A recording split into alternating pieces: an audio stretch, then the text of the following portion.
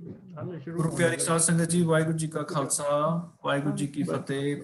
ਜਿੱਥੋਂ ਵੀ ਸੰਗਤ ਜੁੜੀ ਹੈ ਸਾਰਿਆਂ ਨੂੰ ਜੀ ਆਇਆਂ ਨੂੰ। ਹੌਲੀ ਹੌਲੀ ਸੰਗਤ ਜੁੜ ਰਹੀ ਹੈ। ਆਪਾਂ for the sake of time programme ਸ਼ੁਰੂ ਕਰਦੇ ਹਾਂ। ਤੇ ਅੱਜ ਸਾਡੇ ਪਾਸ ਬ੍ਰਿਟਿਸ਼ ਕੋਲੰਬੀਆ ਤੋਂ ਡਾਕਟਰ ਕਾਲਾ ਸਿੰਘ ਜੀ ਜੁੜੇ ਨੇ।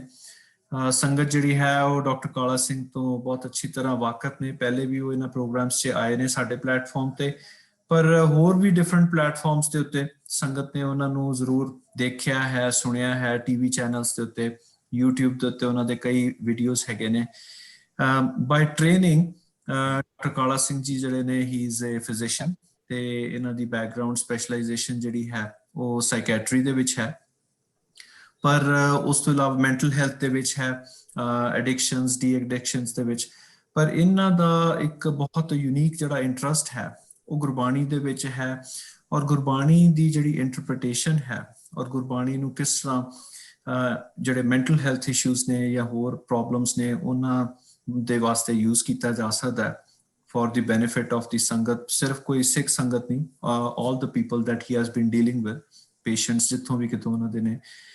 ਤੇ ਸੋ ਉਸ ਸੰਦਰਭ ਦੇ ਵਿੱਚ ਬਹੁਤ ਉਹਨਾਂ ਨੇ ਆਰਟੀਕਲਸ ਵੀ ਲਿਖੇ ਨੇ, ਤੇ ਵੀ ਆਰ ਵੈਰੀ ਫੋਰਚੂਨੇਟ ਕਿ we could get in touch with him, ਔਰ ਉਹ ਰੈਗੂਲਰਲੀ ਸਾਡੇ ਪ੍ਰੋਗਰਾਮ ਦੇ ਉੱਤੇ ਜੁਆਇਨ ਕਰਦੇ ਨੇ। ਤੇ ਅੱਜ ਡਾਕਟਰ ਸਾਹਿਬ ਜਿਹੜੇ ਨੇ ਉਹ ਸਾਡੇ ਨਾਲ ਆਪਣਾ ਵਿਚਾਰ ਸਾਂਝਾ ਕਰਨਗੇ ਕਿ ਗੁਰਮਤ ਦੇ ਅਨੁਸਾਰ ਜਿਹੜੇ ਮਹੂਰਤ ਨੇ, ਪੁਰਬ ਨੇ, ਸੰਗਰਾਂਦ ਹੈ, ਮੱਸਿਆ ਹੈ, ਗੁਰਮਤ ਉਸ ਬਾਰੇ ਕੀ ਕਹਿੰਦੀ ਹੈ। ਔਰ ਇਹ ਮੇਰੇ ਖਿਆਲ ਨਾਲ ਅੱਜ ਦੇ ਇੱਕ ਸਿੱਖ ਵਾਸਤੇ ਜਾਣਨਾ ਬਹੁਤ ਜ਼ਰੂਰੀ ਹੈ, ਕਿਉਂਕਿ ਕਈ ਐਸੇ ਸਾਡੇ ਆਲੇ ਦੁਆਲੇ ਡਿਫਰੈਂਟ ਧਰਮਾਂ ਦੇ, ਰਿਲੀਜਨਸ ਦੇ, ਫੇਥਸ ਦੇ ਪੁਰਬ ਜਿਹੜੇ ਨੇ ਉਹ ਮਨਾਏ ਜਾਂਦੇ ਨੇ। ਇੱਕ ਰਿਲੀਜੀਅਸ ਟੋਲਰੈਂਸ ਦੇ ਪੱਖੋਂ ਅਸੀਂ ਉਹਨਾਂ ਨੂੰ ਮਨਾਉਂਦੇ ਹਾਂ, ਪਰ ਅਸੀਂ ਸਿਰਫ ਇੱਕ ਰਿਲੀਜੀਅਸ, ਮੈਨੂੰ ਜੋ ਲੱਗਦਾ ਕਿ ਅਸੀਂ ਸਿਰਫ ਉਹਨਾਂ ਨੂੰ ਇੱਕ ਰਿਲੀਜੀਅਸ ਟੋਲਰੈਂਸ ਦੇ ਪੁਆਇੰਟ ਆਫ ਵਿਊ ਤੋਂ ਮਨਾਉਂਦੇ ਹਾਂ। ਸਾਨੂੰ ਉਹਨਾਂ ਦੇ ਵਿੱਚ ਕਿੰਨਾ ਕੁ ਇਨਵੋਲਵ ਹੋਣਾ ਚਾਹੀਦਾ। ਆਈ ਥਿੰਕ ਮੈਂ ਖੁਦ ਡਾਕਟਰ ਕਾਲਾ ਸਿੰਘ ਦੀ ਜਿਹੜੀ ਲੈਕਚਰ ਹੈ, I'm looking forward to hearing his thoughts on that. ਤੇ doctor Sahib, welcome. We are so pleased to have you join us. Please go ahead ਜੀ। ਵਾਹਿਗੁਰੂ ਜੀ ਕਾ ਖਾਲਸਾ, ਵਾਹਿਗੁਰੂ ਜੀ ਕੀ ਫਤਿਹ। ਅੱਜ ਦਾ ਜਿਹੜਾ ਟੌਪਿਕ ਹੈ, ਜੋ ਤੁਸੀਂ ਦੱਸਿਆ ਹੈ ਕਿ ਗੁਰਮਤਿ ਦੇ ਮੁਤਾਬਕ ਮਹੂਰਤ, ਸੰਗਰਾਂਦ, ਪੂਰਨਮਾਸ਼ੀ, ਇਹਦੀ ਕੀ ਮਹੱਤਤਾ ਹੈ। ਇਹਦੇ ਵਾਸਤੇ ਇੱਕ ਗੱਲ ਪਹਿਲਾਂ ਕਰਨੀ ਬਹੁਤ ਜ਼ਰੂਰੀ ਆ ਕਿ ਸਤਿਗੁਰ ਮੇਰਾ ਨੀਤ ਨਵਾਂ, ਨਾ ਆਵੇ ਨਾ ਜਾਏ। ਜਿੰਨੀ ਵਾਰੀ ਅਸੀਂ ਗੁਰਬਾਣੀ ਨੂੰ ਪੜ੍ਹਦੇ ਹਾਂ, ਉਨੀ ਵਾਰੀ ਉਹਦੇ ਵਿੱਚੋਂ ਇੱਕ ਨਵੀਂ ਚੀਜ਼ ਉਸੇ ਸ਼ਬਦ ਦੇ ਵਿੱਚੋਂ ਲੱਭਦੀ ਹੈ। ਜਦੋਂ ਇੱਕ ਨਵੀਂ ਚੀਜ਼ ਲੱਭਦੀ ਹੈ ਤਾਂ ਇਹਦਾ ਮਤਲਬ ਹੈ ਕਿ ਸਾਨੂੰ ਆਪਣਾ ਜਿਹੜਾ ਸੋਚ ਹੈ, ਉਸ ਗੁਰਬਾਣੀ ਦੀ ਨਵੀਂ ਖੋਜ ਦੇ ਮੁਤਾਬਕ ਆਪਣੀ ਸੋਚ ਨੂੰ ਬਦਲਣਾ ਚਾਹੀਦਾ ਹੈ। ਇਹ ਨਹੀਂ ਜਦੋਂ ਮੈਂ ਇਹ ਸੁਣਦਾ ਹਾਂ ਕਿ ਮੈਂ ਤਾਂ ਇਸ ਚੀਜ਼ ਨੂੰ ਏਦਾਂ ਬਿਲੀਵ ਕਰਦੀ ਹਾਂ, ਮੈਂ ਤਾਂ ਇਸ ਚੀਜ਼ ਨੂੰ ਇਸ ਤਰੀਕੇ ਨਾਲ ਬਿਲੀਵ ਕਰਦਾ ਹਾਂ, ਤੇ ਉਸ ਵਕਤ ਇਹਦਾ ਮਤਲਬ ਹੈ ਕਿ ਅਸੀਂ ਸਿੱਖ ਨਹੀਂ ਰਹਿ ਗਏ, ਅਸੀਂ ਉੱਥੇ ਰੁਕ ਗਏ ਹਾਂ ਇੱਕ ਜਗ੍ਹਾ ਦੇ ਉੱਪਰ ਆ ਕੇ। ਅਸੀਂ ਹੋਰ ਨਵੀਂ ਚੀਜ਼ ਸਿੱਖਣ ਦੀ ਕੋਸ਼ਿਸ਼ ਨਹੀਂ ਕਰਦੇ ਪਏ। ਔਰ ਸਿੱਖ ਦੇ ਵਾਸਤੇ ਹੈ ਕਿ ਉਹ ਨਵੀਂ ਚੀਜ਼ ਰੋਜ਼ਾਨਾ ਸਿੱਖਦਾ ਪਿਆ ਵਾ, ਔਰ ਉਸ ਨੂੰ ਨਵੀਂ ਚੀਜ਼ ਸਿੱਖ ਕੇ ਆਪਣੀ ਜ਼ਿੰਦਗੀ ਨੂੰ ਰੋਜ਼ਾਨਾ ਬਦਲਣਾ ਆਇਆ। ਜੋ ਕਾਲਾ ਸਿੰਘ 40 ਸਾਲ ਪਹਿਲਾਂ ਸੀਗਾ, ਉਹ 20 ਸਾਲ ਪਹਿਲਾਂ ਨਹੀਂ ਸੀਗਾ। ਜੋ 20 ਸਾਲ ਪਹਿਲਾਂ ਸੀਗਾ ਉਹ ਅੱਜ ਨਹੀਂ ਹੈ। ਜਿਹੜੀ ਮੈਂ ਆਰਟੀਕਲਸ ਲਿਖੇ ਨੇ ਉਹਨਾਂ ਨੂੰ ਵੀ ਮੈਂ ਅਗਲੀ ਵਾਰੀ ਲਿਖਦਾ ਤਾਂ ਉਹਨੂੰ ਮੈਂ ਚੇਂਜ ਕਰ ਦਿੰਦਾ, ਕਿਉਂਕਿ I have found something new. ਹੋਰਨਾਂ ਦੇ ਕੋਲੋਂ ਸੁਣ ਕੇ ਦੂਸਰਿਆਂ ਨੂੰ ਸੁਣੋ ਜ਼ਰੂਰ ਵੀ ਉਹਨਾਂ ਦਾ ਕੀ ਇਸ ਚੀਜ਼ ਦੇ ਬਾਰੇ ਖਿਆਲਾਤ ਹੈ। ਪਰ ਗੁਰੂ ਸਾਹਿਬ ਇਹ ਵੀ ਕਹਿੰਦੇ ਨੇ ਕਿ ਅਕਲੀ ਸਾਹਿਬ ਸੇਵੀਏ, ਆਪਣੀ ਅਕਲ ਜ਼ਰੂਰ ਲਗਾਉਣੀ ਹੈ। ਸਾਹਿਬ ਸੇਵੀ ਦਾ ਕੀ ਮਤਲਬ ਹੈ ਕਿ ਵਿਚਾਰ, ਸਿੱਖੀ ਸਿੱਖਿਆ, ਗੁਰ ਵਿਚਾਰ, ਗੁਰ ਕੀ ਸੇਵਾ, ਸ਼ਬਦ ਵਿਚਾਰ। ਚਾਰ ਬੰਦਿਆਂ ਨੂੰ ਸੁਣੋ ਪਰ ਆਪਣੀ ਅਕਲ ਵੀ ਲਗਾਓ ਕਿ ਮੇਰੇ ਅਕਲ ਦੇ ਮੁਤਾਬਕ ਇਹ ਚੀਜ਼ ਕਿਸ ਤਰੀਕੇ ਨਾਲ ਇੰਟਰਪ੍ਰੀਟੇਸ਼ਨ ਹੋਣੀ ਚਾਹੀਦੀ ਹੈ। ਉਹਦੇ ਬਾਅਦ ਆਪਣਾ ਮਨ ਬਣਾਓ। ਇਹ ਕਦੇ ਨਾ ਕਹੋ ਕਿ ਮੈਂ ਇਸ ਚੀਜ਼ ਨੂੰ ਬਿਲੀਵ ਕਰਦੀ ਹਾਂ ਤੇ ਗੱਲ ਸੁਣ ਕੇ ਖਤਮ ਕਰ ਦਿੱਤੀ। ਨਹੀਂ, ਉਹਦੇ ਪਰ ਵਿਚਾਰ ਜ਼ਰੂਰ ਕਰੋ। ਜਦੋਂ ਕੋਈ ਬੰਦਾ ਇੱਕ ਨਵੀਂ ਆਪਣੀ ਸੋਚ, ਇੱਕ ਗੁਰਬਾਣੀ ਦੀ ਨਵੀਂ ਸੋਚ ਦਿੰਦਾ ਹੈ। ਜੋ ਪ੍ਰੋਫੈਸਰ ਸਾਹਿਬ ਸਿੰਘ ਨੇ ਲਿਖਿਆ ਉਹਦੇ ਵਿੱਚ ਔਰ ਅੱਜ ਦੀ ਸੋਚ ਦੇ ਵਿੱਚ ਕਾਫੀ ਫਰਕ ਪੈ ਗਿਆ ਹੈ। ਜੋ ਮਸਕੀਨ ਸਾਹਿਬ ਕਹਿੰਦੇ ਸੀਗੇ ਉਹਦੇ ਵਿੱਚ ਅੱਜ ਦੀ ਸੋਚ ਵਿੱਚ, ਕਿਉਂਕਿ ਹਰ ਬੰਦਾ ਆਪਣੇ ਹਿਸਾਬ ਦੇ ਨਾਲ ਇੱਕ ਇੰਟਰਪ੍ਰੀਟੇਸ਼ਨ ਕਰ ਰਿਹਾ ਹੈ, ਤੇ ਉਹਨਾਂ ਨੂੰ ਸੋਚ ਕੇ ਉਹਦੇ ਉੱਪਰ ਫਿਰ ਉਹਦੇ ਬਾਅਦ ਮਨ ਬਣਾ ਕੇ ਉਹਨੂੰ ਫਿਰ ਆਪਣਾ ਬਦਲ ਲਵੋ ਉਸ ਹਿਸਾਬ ਕਿਤਾਬ ਨੂੰ, ਕਿ ਜੋ ਮੈਂ ਇਹ ਕਰਦੀ ਸੀ ਹੁਣ ਮੈਂ ਇਹਨੂੰ ਬਦਲ ਲਵਾਂ, ਹੁਣ ਮੈਂ ਉਸ ਚੀਜ਼ ਦੇ ਉੱਪਰ ਵਿਸ਼ਵਾਸ ਨਾ ਕਰਾਂ। ਹੁਣ ਅੱਜ ਅਸੀਂ ਮਹੂਰਤ ਦੇ ਉੱਪਰ ਗੱਲ ਕਰਦੇ ਹਾਂ ਕਿ ਹਿੰਦੂ ਮਤ ਦੇ ਮੁਤਾਬਕ ਜਿਹੜਾ ਮਹੂਰਤ ਵਾ ਉਹ 48 ਮਿੰਟ ਦਾ ਹੁੰਦਾ ਆ। ਉਹਦਾ ਮਤਲਬ ਹੈ ਕਿ ਕੁਝ ਟਾਈਮ, ਕੁਝ ਘੜੀਆਂ, ਕੁਝ ਦਿਨ, ਕੁਝ ਵਾਰ ਲੱਕੀ ਨੇ, ਚੰਗੇ ਨੇ, ਤੇ ਕੁਝ ਅਨਲੱਕੀ ਨੇ, ਉਹ ਮਾੜੇ ਨੇ। ਉਹਨਾਂ ਦੇ ਮੁਤਾਬਕ ਵਾਰ, ਤਿਥੀ, ਨਕਸ਼ਤਰ, ਯੋਗਾ, ਕਰਮਾ, ਇਹਨਾਂ ਦੇ ਮੁਤਾਬਕ ਕੁਝ ਟਾਈਮ ਚੰਗੇ ਨੇ ਤੇ ਕੁਝ ਕੰਮ ਮਾੜੇ, ਕੁਝ ਟਾਈਮ ਮਾੜੇ ਨੇ। ਜਿਹੜੀਆਂ 33 ਨੇ ਉਹਨਾਂ ਦੇ ਵਿੱਚ ਕੁਝ ਥਿੱਤੀਆਂ ਮਾੜੀਆਂ ਨੇ, ਕੁਝ ਚੰਗੀਆਂ ਨੇ। ਉਹ ਜਿਹੜੇ ਚੰਗੀਆਂ ਨੇ ਉਹਨਾਂ ਦੇ ਵਿੱਚ ਵੀ ਕੁਝ ਕੰਮ ਉਹ ਕੀਤੇ ਜਾਣ, ਉਹ ਚੰਗੇ ਨੇ, ਬਾਕੀ ਦੇ ਕੰਮ ਜਿਹੜੇ ਕੀਤੇ ਨੇ ਉਹ ਮਾੜੇ ਨੇ। ਗੁਰਮਤ 48 ਅੰਕ ਉੱਪਰ ਗੁਰੂ ਗ੍ਰੰਥ ਸਾਹਿਬ ਦੇ ਵਿੱਚ ਸੋਈ ਸਾਸਤ ਸਾਉਣ ਸੋਏ ਜਿਤ ਜਪੀਏ ਹਰ ਨਾਉ। हे ਮਾਨੋ, ਉਹ ਗੁਰੂ ਹੀ ਮੇਰੇ ਵਾਸਤੇ ਸ਼ਾਸਤਰ ਹੈ, ਉਹ ਗੁਰੂ ਹੀ ਮੇਰੇ ਵਾਸਤੇ ਜੋਤਿਸ਼ ਸ਼ਾਸਤਰ ਹੈ, ਕਿਉਂਕਿ ਉਸ ਗੁਰੂ ਦੀ ਰਾਹੀਂ ਹੀ ਮੈਨੂੰ ਪਰਮਾਤਮਾ ਦੇ ਬਾਰੇ ਪਤਾ ਲੱਗਣਾ ਹੈ। 1137 अंक पर प्रभ हमारे शास्त्र साउन सुख सहज आनंद ग्रह पाउन। ये भाई प्रभु का नाम ही मेरे वास्ते चंगा मुहूर्त है, वर दसण वाला शास्त्र है। जिस मन दे विच प्रभु का नाम है उस मन घर दे विच हमेशा आनंद है, आत्मक अडोलता है। 1145 अंक पर नाम हमारे सौण संजोग। गुरु का नाम, गुरु की वर्चूस, गुरु के गुण, ਉਹੀ ਮੇਰੇ ਵਾਸਤੇ ਸਾउंड है, संजोग है। 401 अंक ऊपर सगुन अपसगुन तिसको लगे जिसे चीत ना आवे, तिस जम नेड़ ना आवई जो हर प्रभ भावे। कहते भाई मेरे अंदर चंगे बंदे शगना का सैम रहा ही नहीं। चंगे मंदे ਜਿਹੜੇ ਸਗਨ ਨੇ ਉਹਨਾਂ ਦਾ ਜਿਹੜਾ ਸਹਿਮ ਹੈ ਉਹ ਉਸ ਮਨੁੱਖ ਨੂੰ ਚਿੰਬੜਦੇ ਨੇ ਜਿਹਦੇ ਵਿੱਚ ਪਰਮਾਤਮਾ ਦੇ ਗੁਣ ਨਹੀਂ ਹੈ। ਜਿਹੜਾ ਮਨੁੱਖ ਰੱਬ ਦੀ ਯਾਦ ਦੇ ਵਿੱਚ, ਰੱਬ ਦੇ ਗੁਣਾਂ ਦੇ ਵਿੱਚ ਲੱਗਾ ਰਹਿੰਦਾ ਆ, ਉਹਨੂੰ ਜਮਦੂਤ, ਇੱਥੇ ਜਮਦੂਤ ਕਿਹੜੇ ਨੇ? ਕਾਮ, ਕ੍ਰੋਧ, ਲੋਭ, ਮੋਹ, ਹੰਕਾਰ, ਮਾਇਆ ਦੇ, ਉਹ ਉਹਨਾਂ ਦੇ ਨੇੜੇ ਨਹੀਂ ਵੱਜਦੇ। ਹੁਣ ਇੱਥੇ ਗੁਰੂ ਸਾਹਿਬ ਸਾਨੂੰ ਸਾਫ਼ ਦੱਸ ਰਹੇ ਨੇ ਕਿ ਗੁਰੂ ਸਾਹਿਬ ਕੀ ਕਹਿੰਦੇ ਨੇ ਮੂਰਤਾਂ ਦੇ ਬਾਰੇ। 841 अंक ऊपर है बिलावल महला तीजा। मैं शब्द बड़ा वड्डा आ, मैं सिर्फ ਉਹਦੀਆਂ 2-3 ਲੈਣਾ ਪੜਾਂਗਾ, ਬਾਕੀ ਦੀ ਤੁਸੀਂ ਦੇਖ ਲੈਣਾ। ਬਿਲਾਵਲ महला तीजा ਵਾਰ 7 ਘਰ 10ਵੀਂ। ਇਹ 7 ਜਿਹੜੀਆਂ ਵਾਰਾਂ ਨੇ ਉਹਦੇ ਬਾਰੇ ਤੀਜੇ ਪਾਤਸ਼ਾਹ ਨੇ ਲਿਖਿਆ ਹੈ ਕਿ ਆਪੇ ਵਰਤੈ ਅਵਰ ਨਾ ਕੋਈ, ਓਤ ਪੋਤ ਜਗ ਰਿਹਾ ਪਰੋਈ, ਆਪੇ ਕਰਤਾ ਕਰੇ ਸੋ ਹੋਈ, ਆਦਿਤਵਾਰ ਆਦ ਪੁਰਖ ਹੈ ਸੋਈ। ਇੱਥੇ ਆਦਿਤਵਾਰ ਜਿਹੜਾ ਵਾ ਉਹ ਇਤਵਾਰ ਨੂੰ ਕਿਹਾ ਗਿਆ ਹੈ। ਨਾਮ ਰਤੇ ਸਦਾ ਸੁਖ ਹੋਈ, ਗੁਰਮੁਖ ਵਿਰਲਾ ਬੁਝੇ ਕੋਈ, ਹਿਰਦੇ ਜਪਨੀ ਜਪੋ ਗੁਣ ਤਾਸਾ, ਹਰ ਅਗਮ ਅਗੋਚਰ ਅਪਰੰਪਰ ਸੁਆਮੀ, ਜਨ ਪਗਰ ਲਗ ਧਿਆਵੋ ਹਰ ਦਾਸਨ दासा रहाओ। सोमवार सच रिहा समाए, इसकी कीमत कही ना जाए, आख आख रहे सब लिव लाए, जिस देवे तिस पल्ले पाए। मैं अन्ना की शब्द पढ़ांगा। ਇਹਦੇ ਵਿਚਾਰ ਹੈ ਕਿ ਇਹ ਭਾਈ ਮੈਂ ਆਪਣੇ ਮਨ ਦੇ ਵਿੱਚ ਗੁਣਾਂ ਦੇ ਖਜ਼ਾਨੇ ਪਰਮਾਤਮਾ ਦਾ ਨਾਮ ਹਮੇਸ਼ਾ ਹੀ ਜਪਦਾ ਰਹਿਣਾ ਆ। ਇਹੀ ਮੇਰੀ ਮੌਲਾ ਆ। ਉਹ ਪਰਮਾਤਮਾ ਜੋ ਪਹੁੰਚ ਤੋਂ ਬਾਹਰ ਹੈ। ਕਿਹੜੀ ਪਹੁੰਚ ਤੋਂ ਬਾਹਰ ਹੈ? ਜਿਹੜਾ ਗਿਆਨ ਇੰਦਰੀਆਂ ਦੀ ਪਹੁੰਚ ਤੋਂ ਬਾਹਰ ਵਾ। ਮੈਂ ਉਸ ਦਾ ਧਿਆਨ ਰੱਖਦਾ ਆ। ਮੈਂ ਸੰਤ ਜਨਾਂ ਦੀ ਚਰਨੀ ਲੱਗ ਕੇ, ਤੇ ਚਰਨੀ ਲੱਗਣ ਦਾ ਕੀ ਮਤਲਬ ਹੈ? ਉਹਨਾਂ ਕੋਲੋਂ ਸਿੱਖਿਆ ਲੈ ਕੇ ਮੈਂ ਉਹਨਾਂ ਸੰਤਾਂ ਦਾ, ਉਸ ਗੁਰੂ ਸੰਤ ਦਾ ਦਾਸਾਂ ਦਾ ਦਾਸ ਬਣ ਗਿਆ ਵਾ। ਇਹ ਰਹਾਉ ਦੀ ਤੁਕ ਹੈ।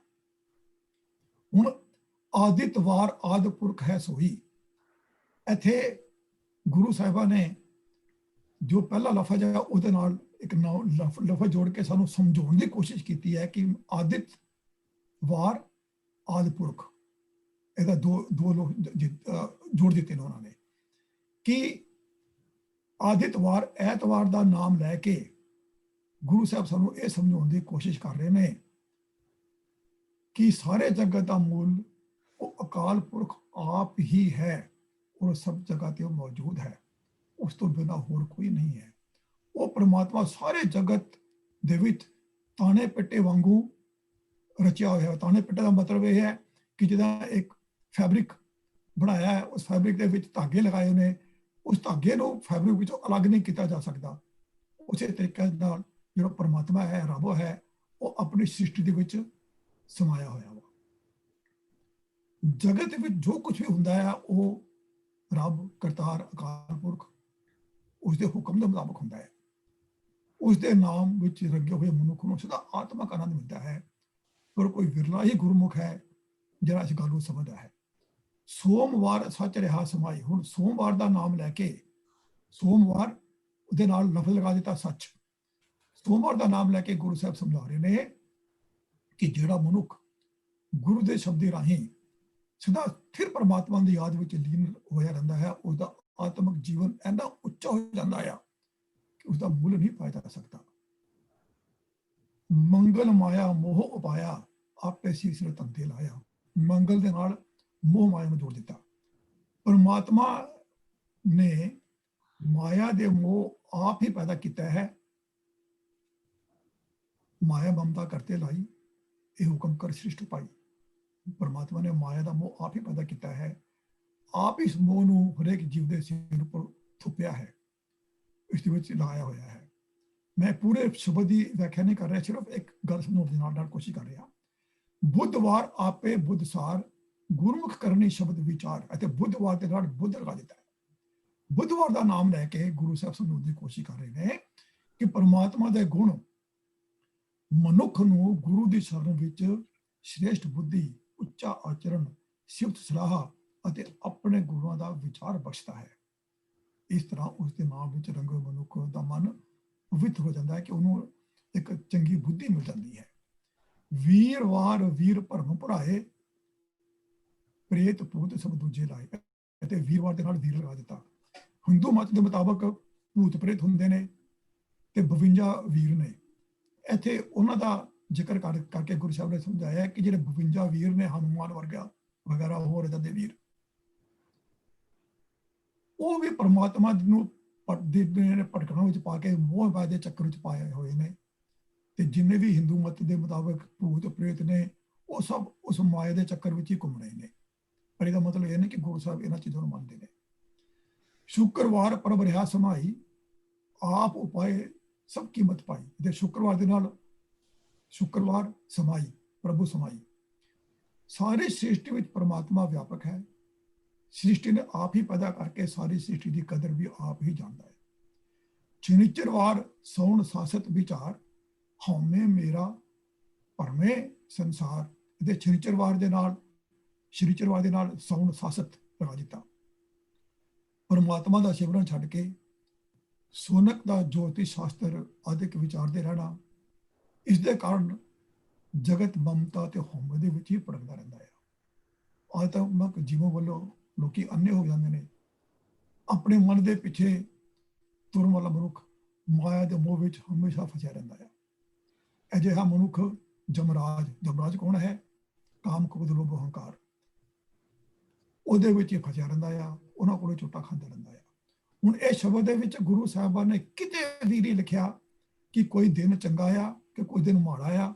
ਉਹਨਾਂ ਨੇ ਸਿਰਫ ਇੱਕ ਦਿਨ ਦਾ ਨਾਮ ਲੈ ਕੇ ਸਾਨੂੰ ਪਰਮਾਤਮਾ ਦੀ ਗੱਲ ਸਮਝਾਉਣ ਦੀ ਕੋਸ਼ਿਸ਼ ਕੀਤੀ ਹੈ। ਇਸੇ ਤਰੀਕੇ ਨਾਲ ਭਗਤ ਕਬੀਰ ਜੀ ਦਾ ਸ਼ਬਦ ਹੈ, ਰਾਹ ਗੌੜੀ ਵਾਰ ਕਬੀਰ ਜੀਓ ਕੇ ਸੱਤ। ਅੰਗ 344 ਉੱਪਰ ਹੈ।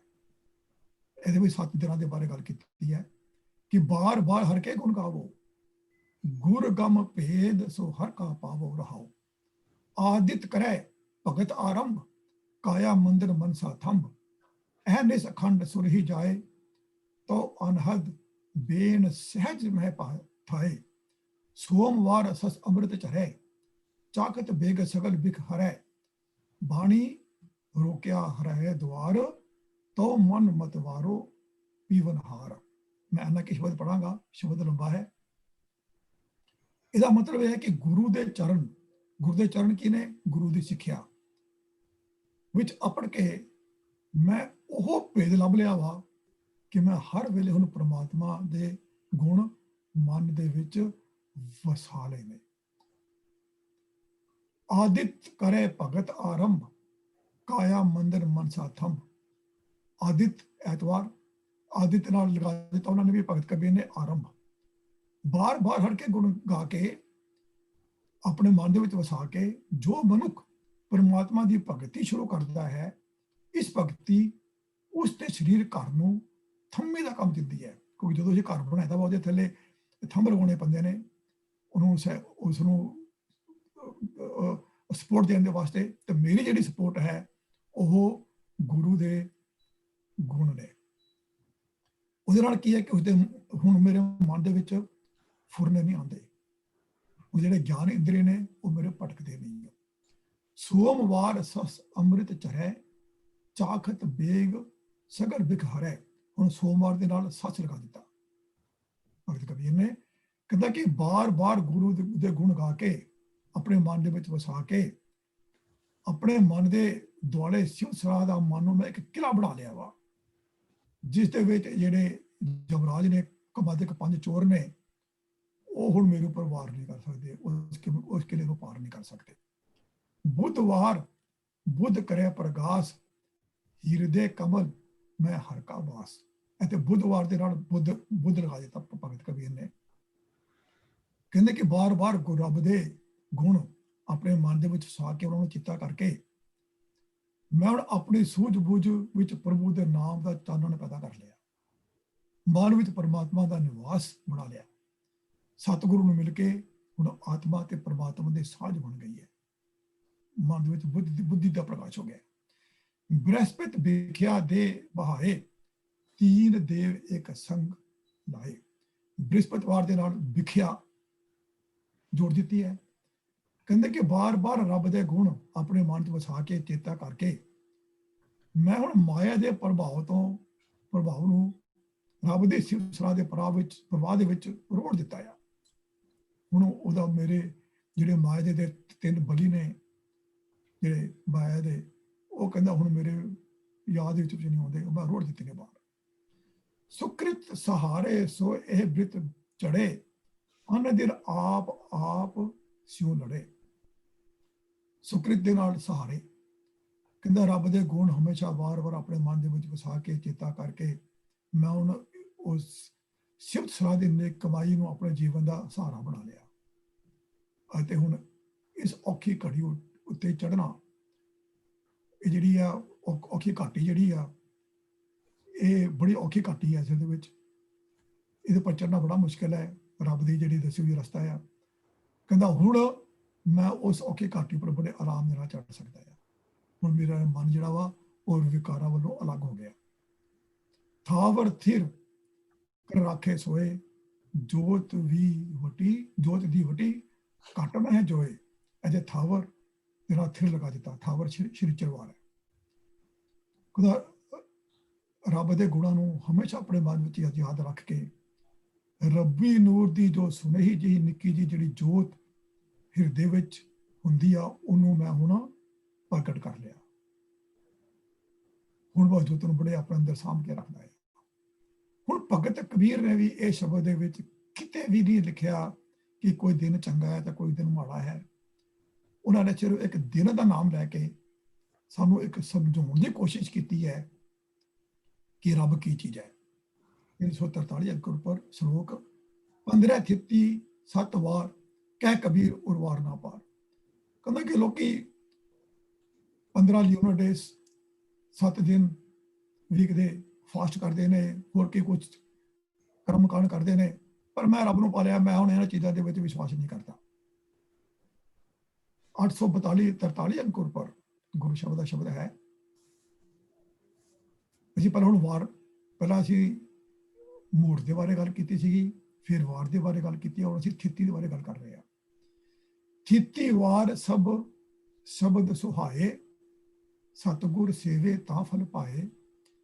ਥਿੱਤੀ ਵਾਰ ਸਭ ਆਵੇ ਜਾਹੇ, ਗੁਰ ਸ਼ਬਦ ਨਹਿ ਚਲ ਸਦਾ ਸੱਚ ਸਮਾਏ। ਥਿੱਤੀ ਵਾਰ ਤਾਂ ਜਾ ਸਚ ਰਾਤੇ, ਬਿਨ ਨਾਵੇ ਸਭ ਭਰਮੇ ਕਾਚੇ। ਸ਼ਬਦ ਲੰਬਾ ਹੈ, ਮੈਂ ਸਿਰਫ ਇਹਦੀ ਸਟਾਰਟਿੰਗ ਹੀ ਦਿੱਤੀ ਹੈ। 842 43 ਅੰਕ ਉੱਪਰ ਹੈ। ਕਹਿੰਦੇ ਭਾਈ, ਲੋਕ ਖਾਸ ਥਿੱਤਾਂ ਨੂੰ, ਤਿਉਹਾਰਾਂ ਨੂੰ ਪਵਿੱਤਰ ਮੰਨ ਕੇ ਖਾਸ ਧਾਰਮਿਕ ਕੰਮ ਕਰਦੇ ਹਨ ਅਤੇ ਖਾਸ ਕੋਈ ਫਲ ਮਿਲਣ ਦੀ ਆਸ ਕਰਦੇ ਹਨ। ਪਰ ਸਾਰੀਆਂ ਥਿੱਤੀਆਂ, ਸਾਰੀਆਂ ਵਾਰਾਂ ਤਦੋਂ ਹੀ ਸੋਹਣੇ ਨੇ ਜਦੋਂ ਮਨੁੱਖ ਗੁਰੂ ਦੇ ਸ਼ਬਦ ਵਿੱਚ ਜੁੜੇ, ਮਨੁੱਖ ਗੁਰੂ ਦੀ ਸ਼ਰਨ ਪਏ, ਤਦੋਂ ਹੀ ਮਨੁੱਖਾ ਜੀਵਨ ਦਾ ਸ੍ਰੇਸ਼ਟ ਫਲ ਹਾਸਿਲ ਹੁੰਦਾ ਹੈ।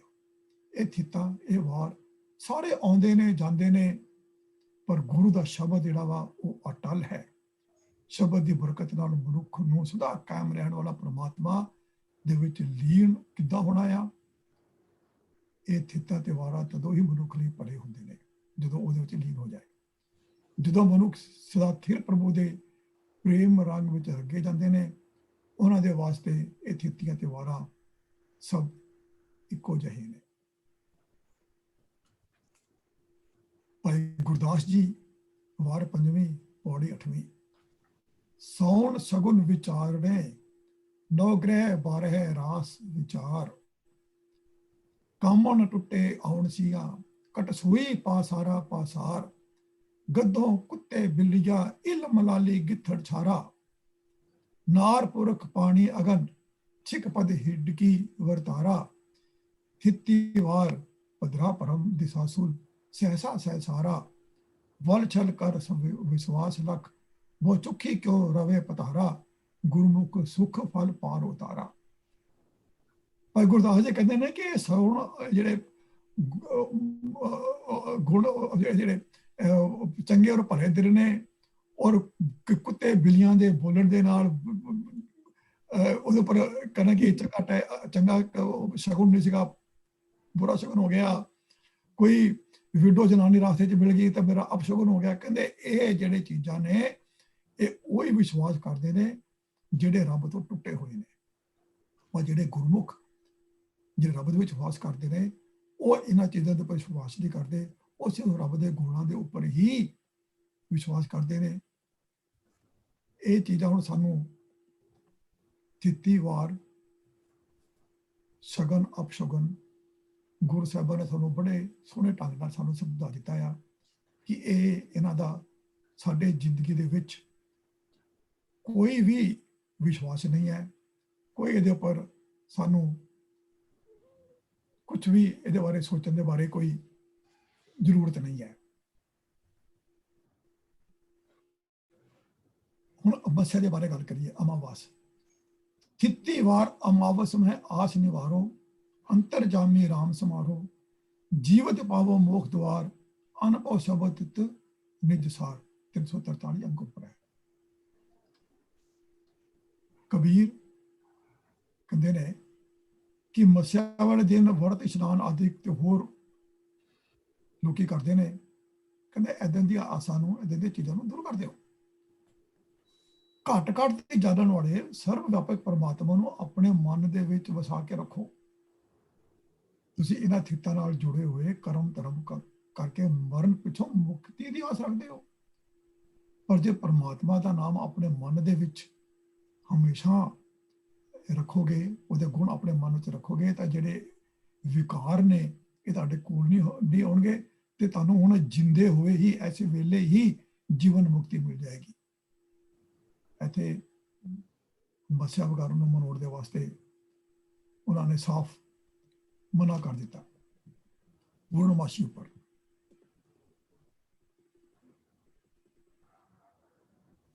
344 ਅੰਕ ਉੱਪਰ ਪੁੰਨਿਓ ਪੂਰਾ ਚੰਦ ਆਕਾਸ, ਪਸਰੈ ਕਲਾ ਸਹਿਜ ਪ੍ਰਗਾਸ, ਆਦ ਅੰਤ ਮਦ ਹੋਏ ਰਿਹਾ ਧੀਰ, ਸੁਖ ਸਾਗਰ में ਰਹਿ ਕਬੀਰ।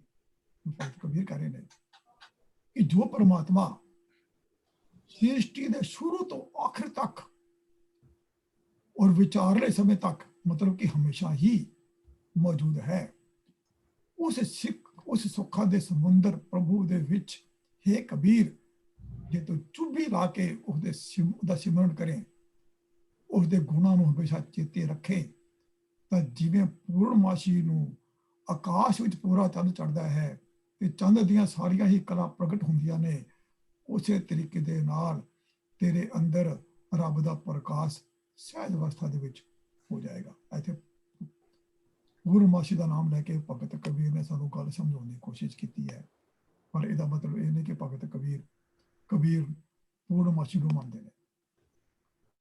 ਹੁਣ ਇਹਨਾਂ ਸਾਰੀਆਂ ਚੀਜ਼ਾਂ ਨੂੰ ਛੱਡ ਕੇ ਹੁਣ ਅਸੀਂ ਆਈਏ ਸੰਗਰਾਂਦ ਦੇ ਉੱਪਰ। ਸੰਗਰਾਂਦ ਜਿਹੜੀ ਹੈ ਇੱਕ ਸੰਸਕ੍ਰਿਤ,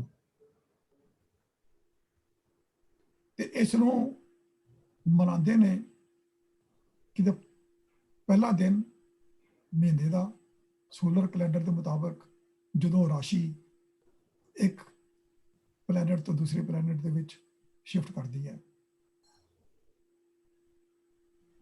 ਉਸ ਦੇ ਮੁਤਾਬਕ ਹਿੰਦੂ ਧਰਮ ਦੇ ਵਿੱਚ ਸੂਰਜ ਨੂੰ ਔਰ ਚੰਦਰਮਾ ਨੂੰ ਰੱਬ ਮੰਨਿਆ ਗਿਆ ਹੈ, ਦੇਵਤਾ ਮੰਨਿਆ ਗਿਆ ਹੈ, ਉਹਦੀ ਪੂਜਾ ਹੁੰਦੀ ਹੈ। ਗੁਰਮਤਿ ਕੀ ਕਹਿੰਦੀ ਹੈ ਇਸ ਚੀਜ਼ ਦੇ ਬਾਰੇ? ਗੁਰਮਤਿ ਦੇ ਵਿੱਚ ਸਾਡੇ ਵਾਸਤੇ ਸਿਰਫ ਇੱਕ ਅਕਾਲ ਪੁਰਖ, ਹੋਰ ਕੋਈ ਦੇਵੀ ਦੇਵਤਾ ਨਹੀਂ ਹੈ। ਅਸੀਂ ਆਪਣੇ ਮਨ ਦੇ ਵਿੱਚ ਸੂਰਜ ਵਾਂਗੂ ਗੁਰੂ ਜਿਹੜਾ ਆ, ਉਹਦੀ ਜਿਹੜੀ ਸਿੱਖਿਆ ਆ, ਉਸ ਨੂੰ ਲੈ ਕੇ ਆਉਣਾ ਹੈ। ਗੁਰੂ ਅਰਜਨ ਨੇ 12 ਮਾਹ ਲਿਖੀਆਂ ਨੇ ਸੋਲਰ ਮਤ ਦੇ ਮੁਤਾਬਕ। ਉਸ ਤੋਂ ਪਹਿਲਾਂ ਗੁਰੂ ਨਾਨਕ ਨੇ ਲਿਖੀ ਸੀਗੀ। ਹੌਲੀ ਹੌਲੀ, ਕਿਉਂਕਿ ਇਸ ਨੂੰ ਵਿਪਰ ਬਣਾਉਂਦਾ ਸੀ, ਇਹ ਸਿੱਖਾਂ ਦੀ ਵੇ ਆਫ ਲਾਈਫ ਦੇ ਵਿੱਚ ਵੀ ਹੌਲੀ ਹੌਲੀ ਪ੍ਰਵੇਸ਼ ਕਰ ਗਿਆ। ਜਿਹੜੇ ਸੰਗਰਾਂਦ ਮਨਾਉਂਦੇ ਨੇ, ਉਹਨਾਂ ਦਾ 3 ਕਾਰਨ ਨੇ ਜਿਹੜੇ ਦਿੰਦੇ ਨੇ ਕਿ ਅਸੀਂ ਸੰਗਰਾਂਦ ਕਿਉਂ ਮਨਾਉਂਦੇ ਆ। ਇੱਕ, ਕਿ ਮਹੀਨੇ ਦਾ ਜਿਹੜਾ ਪਹਿਲਾ ਦਿਨ ਵਾ, ਜਦੋਂ ਰਾਸ਼ੀ ਇੱਕ ਤੋਂ ਦੂਜੇ ਵਿੱਚ ਜਾਂਦੀ ਹੈ, ਉਹ ਬੜਾ ਸ਼ੁਭ ਦਿਨ ਹੁੰਦਾ ਹੈ, ਬੜਾ ਔਸ਼ਪੀਸ਼ਿਸ਼ ਦਿਨ ਹੁੰਦਾ ਹੈ। ਇਹ ਅਸਲ ਦੇ ਵਿੱਚ ਵੈਦਿਕ ਥਾਟ ਹੈ। 1109 ਅੰਕ ਦੇ ਉੱਪਰ ਗੁਰੂ ਸਾਹਿਬ ਬਖਸ਼ਿਸ਼ ਕਰ ਰਹੇ ਨੇ ਕਿ ਬੇਦਸ ਮਹਾਰੁਤੀ ਥਿਤੀ ਵਾਰ ਭਲੇ, ਘੜੀ ਮੂਰਤ ਪਲ ਸਾਚੇ, ਆਏ ਸਹਿਜ ਮਿਲੇ। 12 ਮਹੀਨੇ, ਰੁੱਤਾਂ, ਹਫ਼ਤੇ, ਦਿਨ, ਘੰਟੇ, ਘੜੀਆਂ, ਪਲ ਉਹਦੇ ਵਾਸਤੇ ਹੀ ਭਲੇ ਨੇ, ਚੰਗੇ ਨੇ, ਜਿਹਨੇ ਆਪਣੇ ਮਨ ਦੇ ਵਿੱਚ ਰੱਬ ਦੇ ਗੁਣ ਸਹਿਜ ਅਵਸਥਾ 'ਚ ਪਾ ਕੇ ਲੈ ਕੇ ਪ੍ਰਵੇਸ਼ ਕਰ ਲੈਣੇ। ਜਿਹੜਾ ਐਸਾ ਇਨਸਾਨ ਵਾ, ਉਹ ਘੜੀਆਂ, ਥਿਤੀਆਂ, ਵਾਰਾਂ, ਮਹੀਨਿਆਂ ਦੀ ਗਲਤ ਫਹਿਮੀਆਂ ਦੇ ਵਿੱਚ ਔਰ ਅੰਧ ਵਿਸ਼ਵਾਸ ਦੇ ਵਿੱਚ ਨਹੀਂ ਪੈਂਦਾ। ਇਹ ਗੁਰੂ ਸਾਹਿਬ ਕਰ ਰਹੇ ਨੇ।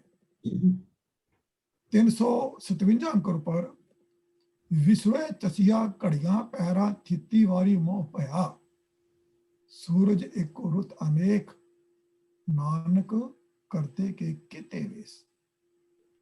ਇਹ ਜਿਹੜੇ ਸੈਕਿੰਡ, ਮਿੰਟ, ਘੰਟੇ, ਘੜੀਆਂ, ਦਿਨ, ਵੀਕ ਡੇਜ਼, ਮੰਥ, ਰੁੱਤਾਂ, ਇਹ ਸਾਰੀਆਂ ਸੂਰਜ ਦੇ ਘੁੰਮਣ ਦੇ ਨਾਲ ਔਰ ਸੂਰਜ ਦੇ ਆਸੇ ਪਾਸੇ ਬਾਕੀ ਦੇ ਪਲੈਨਟਸ ਦੇ ਘੁੰਮਣ ਦੇ ਨਾਲ ਹੀ ਬਣਦੀਆਂ ਨੇ। ਇਹ ਗੁਰੂ ਸਾਹਿਬ ਕਹਿ ਰਹੇ ਨੇ, ਜਿੱਦਾਂ ਸੂਰਜ ਨੂੰ ਘੁੰਮਣ ਦੇ ਨਾਲ ਇਹ ਰੁੱਤਾਂ ਬਣਦੀਆਂ ਨੇ, ਟਾਈਮ ਬਣਦੇ ਨੇ, ਉਸੇ ਤਰੀਕੇ ਦੇ ਨਾਲ ਰੱਬ ਇੱਕੋ ਹੀ ਹੈ, ਪਰ ਉਹਦੇ ਅਲੱਗ-ਅਲੱਗ ਵੇਸ਼ ਨੇ। ਗੁਰਮਤਿ ਨੇ ਇਹ ਹੁਣ ਕਲੀਅਰ ਕਰ ਦਿੱਤਾ ਆ ਕਿ ਦਿਨ, ਵਾਰਾਂ, ਘੜੀਆਂ, ਰੁੱਤਾਂ, ਇਹਨਾਂ ਦਾ ਸਿੱਖ ਦੀ ਜ਼ਿੰਦਗੀ ਦੇ ਵਿੱਚ ਕੋਈ ਅਹਿਮਤ ਨਹੀਂ ਹੈ। ਇਹ ਸਿਰਫ ਇੱਕ ਸੂਰਜ ਦੇ ਘੁੰਮਣ ਦੇ ਨਾਲ ਔਰ ਬਾਕੀ ਦੇ ਪਲੈਨਟਸ ਦੇ ਘੁੰਮਣ ਦੇ ਨਾਲ ਹੁੰਦੇ ਨੇ। ਜਿਹੜਾ ਦੂਜਾ ਲੋਕੀ ਕਹਿੰਦੇ ਨੇ ਕਿ ਅਸੀਂ ਸੰਗਰਾਂਦ ਕਿਉਂ ਮਨਾਉਂਦੇ ਆ, ਉਹ ਕਹਿੰਦੇ ਨੇ ਕਿ ਜਿਹੜੀ ਬਾਣੀ ਹੈ ਉਹ ਕਿਸੇ ਖਾਸ ਓਕੇਜਨ ਦੇ ਨਾਲ ਜੁੜੀ ਗਈ ਹੈ। ਇਸ ਵਾਸਤੇ ਅਸਲ ਦੇ ਵਿੱਚ ਕੋਈ ਵੀ ਬਾਣੀ ਗੁਰੂ ਗ੍ਰੰਥ ਸਾਹਿਬ ਦੇ ਵਿੱਚ ਕਿਸੇ ਘਟਨਾ, ਕਿਸੇ ਮੌਕੇ ਤੇ ਕਿਸੇ ਤਿਉਹਾਰ ਦੇ ਨਾਲ ਨਹੀਂ ਜੁੜੀ ਗਈ। 923 ਅੰਕ ਦੇ ਉੱਪਰ ਰਾਮਕਲੀ 100 ਉਹਨੂੰ ਟਾਈ ਕੀਤਾ ਗਿਆ ਸਿੱਖਾਂ ਵੱਲੋਂ ਕਿ ਇਹ ਡੈਥ ਸੈਰੀਮਨੀ ਦੇ ਵਿੱਚ ਜਦੋਂ ਕਿਸੇ ਦੀ ਮੌਤ ਹੁੰਦੀ ਹੈ ਤਾਂ ਉਸ ਵਕਤ ਇਹਦੇ ਸ਼ਬਦ ਪੜ੍ਹੇ ਜਾਣ, ਵੀ ਇਹਦੇ ਨਾਲ ਸੈਡ ਇਮੋਸ਼ਨਸ ਹੁੰਦੀਆਂ ਨੇ। ਪਰ ਬਾਣੀ ਜਿਹੜੀ ਹੈ ਉਹ ਕਿਸੇ ਸੈਡ ਇਮੋਸ਼ਨ ਜਾਂ ਰਿਚੁਅਲ ਦੇ ਖਿਲਾਫ। ਸਿੱਖ ਰਹਿਤ ਬਰਾਦਰੀ ਦੇ ਵਿੱਚ ਇਹ ਜ਼ਰੂਰ ਲਿਖਿਆ ਕਿ ਆਨੰਦ ਕਾਰਜ ਕਰਦੇ ਵਕਤ ਲਾਵਾਂ ਪੜ੍ਹਨੀਆਂ ਚਾਹੀਦੀਆਂ ਨੇ, ਪਰ ਲਾਵਾਂ ਕੋਈ ਬਾਣੀ ਨਹੀਂ ਹੈ। ਜਿਸ ਤਰੀਕੇ ਦੇ ਨਾਲ 12 ਮਾਹ ਇੱਕ ਬਾਣੀ ਹੈ, ਰਾਮਕਲੀ 100 ਇੱਕ ਬਾਣੀ ਹੈ, ਸੁਖਮਨੀ ਇੱਕ ਬਾਣੀ ਹੈ, ਜਪਜੀ ਇੱਕ ਬਾਣੀ ਹੈ, ਲਾਵਾਂ ਕੋਈ ਬਾਣੀ ਨਹੀਂ ਹੈ। ਇਹਨੂੰ ਸਿਰਫ ਅਸੀਂ ਜੋੜ ਦਿੱਤਾ ਆ ਕਿ ਆਨੰਦ ਕਾਰਜ ਦੇ ਵੇਲੇ ਪੜ੍ਹਨਾ ਆ। ਜਦੋਂ ਅਸੀਂ ਕਦੇ ਹੁਕਮਨਾਮਾ ਵੀ ਲੈਂਦੇ ਆ ਗੁਰਦੁਆਰੇ ਦੇ ਵਿੱਚ, ਆਪਣੇ ਘਰ 'ਚ ਵੀ ਗੁਰੂ ਗ੍ਰੰਥ ਸਾਹਿਬ ਤੋਂ ਕਈ ਵਾਰੀ ਲਾਵਾਂ ਦਾ ਸ਼ਬਦ ਵੀ ਆ ਜਾਂਦਾ ਆ ਉਸ ਹੁਕਮਨਾਮੇ ਦੇ ਵਿੱਚ, ਤੇ ਅਸੀਂ ਉਸ ਨੂੰ ਐਜ਼ ਏ ਹੁਕਮਨਾਮਾ ਵੀ ਮੰਨਦੇ ਹਾਂ। ਗੁਰਮਤਿ ਦੇ ਮੁਤਾਬਕ ਆਨੰਦ ਸਾਹਿਬ ਹਰ ਫੰਕਸ਼ਨ ਦੇ ਵਿੱਚ ਪੜ੍ਹਿਆ ਜਾਂਦਾ ਹੈ, ਭਾਵੇਂ ਉਹ ਡੈਥ ਹੋਵੇ, ਭਾਵੇਂ ਕਿਸੇ ਦਾ ਜਨਮ ਹੋਵੇ, ਕਿਸੇ ਦਾ ਭਾਵੇਂ ਸੈਡ ਕੋਈ ਹੋਵੇ, ਕਿਸੇ ਦਾ ਕੋਈ ਹੈਪੀਨੈਸ ਦਾ ਕੋਈ ਓਕੇਜਨ ਹੋਵੇ, ਹਰ ਜਗ੍ਹਾ ਤੇ ਪੜ੍ਹਿਆ ਜਾਂਦਾ। ਸ਼ਲੋਕ ਮਲਾ 9ਵਾਂ ਦੇ ਸ਼ਬਦ, ਭਾਵੇਂ ਉਹ ਡੈਥ ਸੈਰਮਨੀ ਦਾ ਭੋਗ ਹੋਵੇ, ਭਾਵੇਂ ਉਹ ਕਿਸੇ ਦੇ ਸ਼ਾਦੀ ਦਾ ਭੋਗ ਹੋਵੇ, ਉਹ ਪੜ੍ਹੇ ਜਾਂਦੇ ਨੇ। ਸਿੱਖ ਦੇ ਵਾਸਤੇ ਕੋਈ ਬਾਣੀ ਕਿਸੇ ਓਕੇਜਨ ਦੇ ਵਾਸਤੇ ਨਹੀਂ ਲਿਖੀ ਗਈ। ਹਰ ਬਾਣੀ ਹਰ ਓਕੇਜਨ ਦੇ ਵਾਸਤੇ ਲਿਖੀ ਗਈ ਹੈ।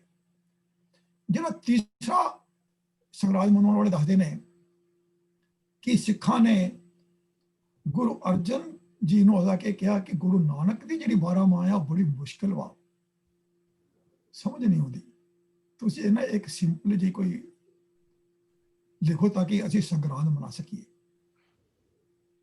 ਤਾਂ ਫਿਰ ਗੁਰੂ ਅਰਜਨ ਜੀ ਨੇ ਇੱਕ ਸਿੰਪਲ ਜਿਹੀ 12 ਮਾਹ ਲਿਖੀ। ਜੇ ਅਸੀਂ ਇਸ ਕਹਾਣੀ ਨੂੰ ਸੱਚ ਮੰਨ ਲਈਏ, ਇਹਦਾ ਮਤਲਬ ਹੈ ਕਿ ਗੁਰੂ ਅਰਜਨ ਜੀ ਇਹ ਮੰਨ ਗਏ ਕਿ ਸੰਗਰਾਂਦ ਸਾਨੂੰ ਮਨਾਉਣੀ ਚਾਹੀਦੀ ਹੈ, ਕਿ ਸੰਗਰਾਂਦ ਇੱਕ ਖਾਸ ਦਿਹਾੜਾ ਆਇਆ ਜਿਹਨੂੰ ਕਿ ਗੁਰੂ ਸਾਹਿਬ ਗੁਰਬਾਣੀ ਦੇ ਵਿੱਚ ਕੰਡਮ ਕਰ ਚੁੱਕੇ ਆ ਕਿ ਕੋਈ ਦਿਨ, ਕੋਈ ਮੁਹੂਰਤ, ਕੋਈ ਟਾਈਮ ਚੰਗਾ ਹੈ ਨਾ ਕੋਈ ਭਲਾ ਹੈ। ਨੰਬਰ 2, ਜੇ ਅਸੀਂ ਕਹਾਣੀ ਨੂੰ ਸੱਚ ਮੰਨ ਲਈਏ ਤਾਂ ਇਹਦਾ ਮਤਲਬ ਇਹ ਹੋਇਆ ਕਿ ਗੁਰੂ ਅਰਜਨ ਜੀ ਮੰਨ ਗਏ ਕਿ ਗੁਰੂ ਨਾਨਕ ਨੇ ਗਲਤੀ ਕਰ ਦਿੱਤੀ ਬੜੀ ਮੁਸ਼ਕਲ ਬਾਣੀ ਲਿਖ ਕੇ। ਮੈਂ ਉਹਨੂੰ ਸਿੰਪਲੀਫਾਈ ਕਰਾਂ, ਜਦ ਕਿ ਗੁਰੂ ਗ੍ਰੰਥ ਸਾਹਿਬ ਪੂਰਾ ਭਰਿਆ ਹੋਇਆ ਵਾ ਮੁਸ਼ਕਲ ਬਾਣੀਆਂ ਵੀ ਹੈਗੀਆਂ ਉਹਦੇ ਵਿੱਚ। ਨੰਬਰ 3, ਜੇ ਇਹ ਕਹਾਣੀ ਨੂੰ ਸੱਚ ਮੰਨ ਲਈਏ ਤਾਂ ਜੋ ਗੁਰੂ ਅਰਜਨ ਜੀ ਨੇ 12 ਮਾਹ ਲਿਖੀ, ਉਹਦੇ ਵਿੱਚ ਵੀ ਸੰਸਕ੍ਰਿਤ ਔਰ ਪ੍ਰਾਕ੍ਰਿਤ ਦੀ ਵੋਕੈਬੁਲਰੀ ਇੰਨੀ ਆ, ਸਿੰਪਲੀਫਾਈਡ ਉਹ ਵੀ ਨਹੀਂ ਹੋ। ਉਹ ਵੀ ਪੜ੍ਹਨ ਦੇ ਵਾਸਤੇ ਹਰ ਮਹੀਨੇ ਗੁਰਦੁਆਰਿਆਂ ਦੇ ਵਿੱਚ ਭਾਈ ਨੂੰ ਉਹਦੀ ਵਿਆਖਿਆ ਕਰਨੀ ਪੈਂਦੀ ਹੈ, ਸਿੰਪਲੀਫਾਈਡ ਫਿਰ ਉਹ ਵੀ ਨਹੀਂ ਹੋ। ਇਹਦਾ ਮਤਲਬ ਇਹ ਹੈ ਕਿ ਇਹ ਜਿਹੜੀ ਕਹਾਣੀ ਆ ਇਹਦੇ ਉੱਪਰ ਵਿਸ਼ਵਾਸ नहीं किया जा सकता। हुण गल ये आउंदी है कि 12 माह लिखिया क्यों?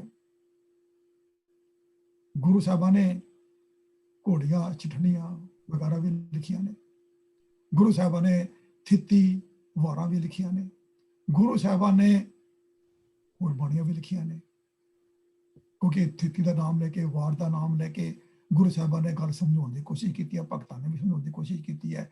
इसे तरीके दे नाल गुरु साहबा ने महीने का नाम लैके रब की गल समझाने की कोशिश की, क्योंकि उस वेले हिंदू धर्म के मुताबिक ये चीज़ां मनाईਆਂ ਜਾਂਦੀਆਂ ਸੀਗੀਆਂ।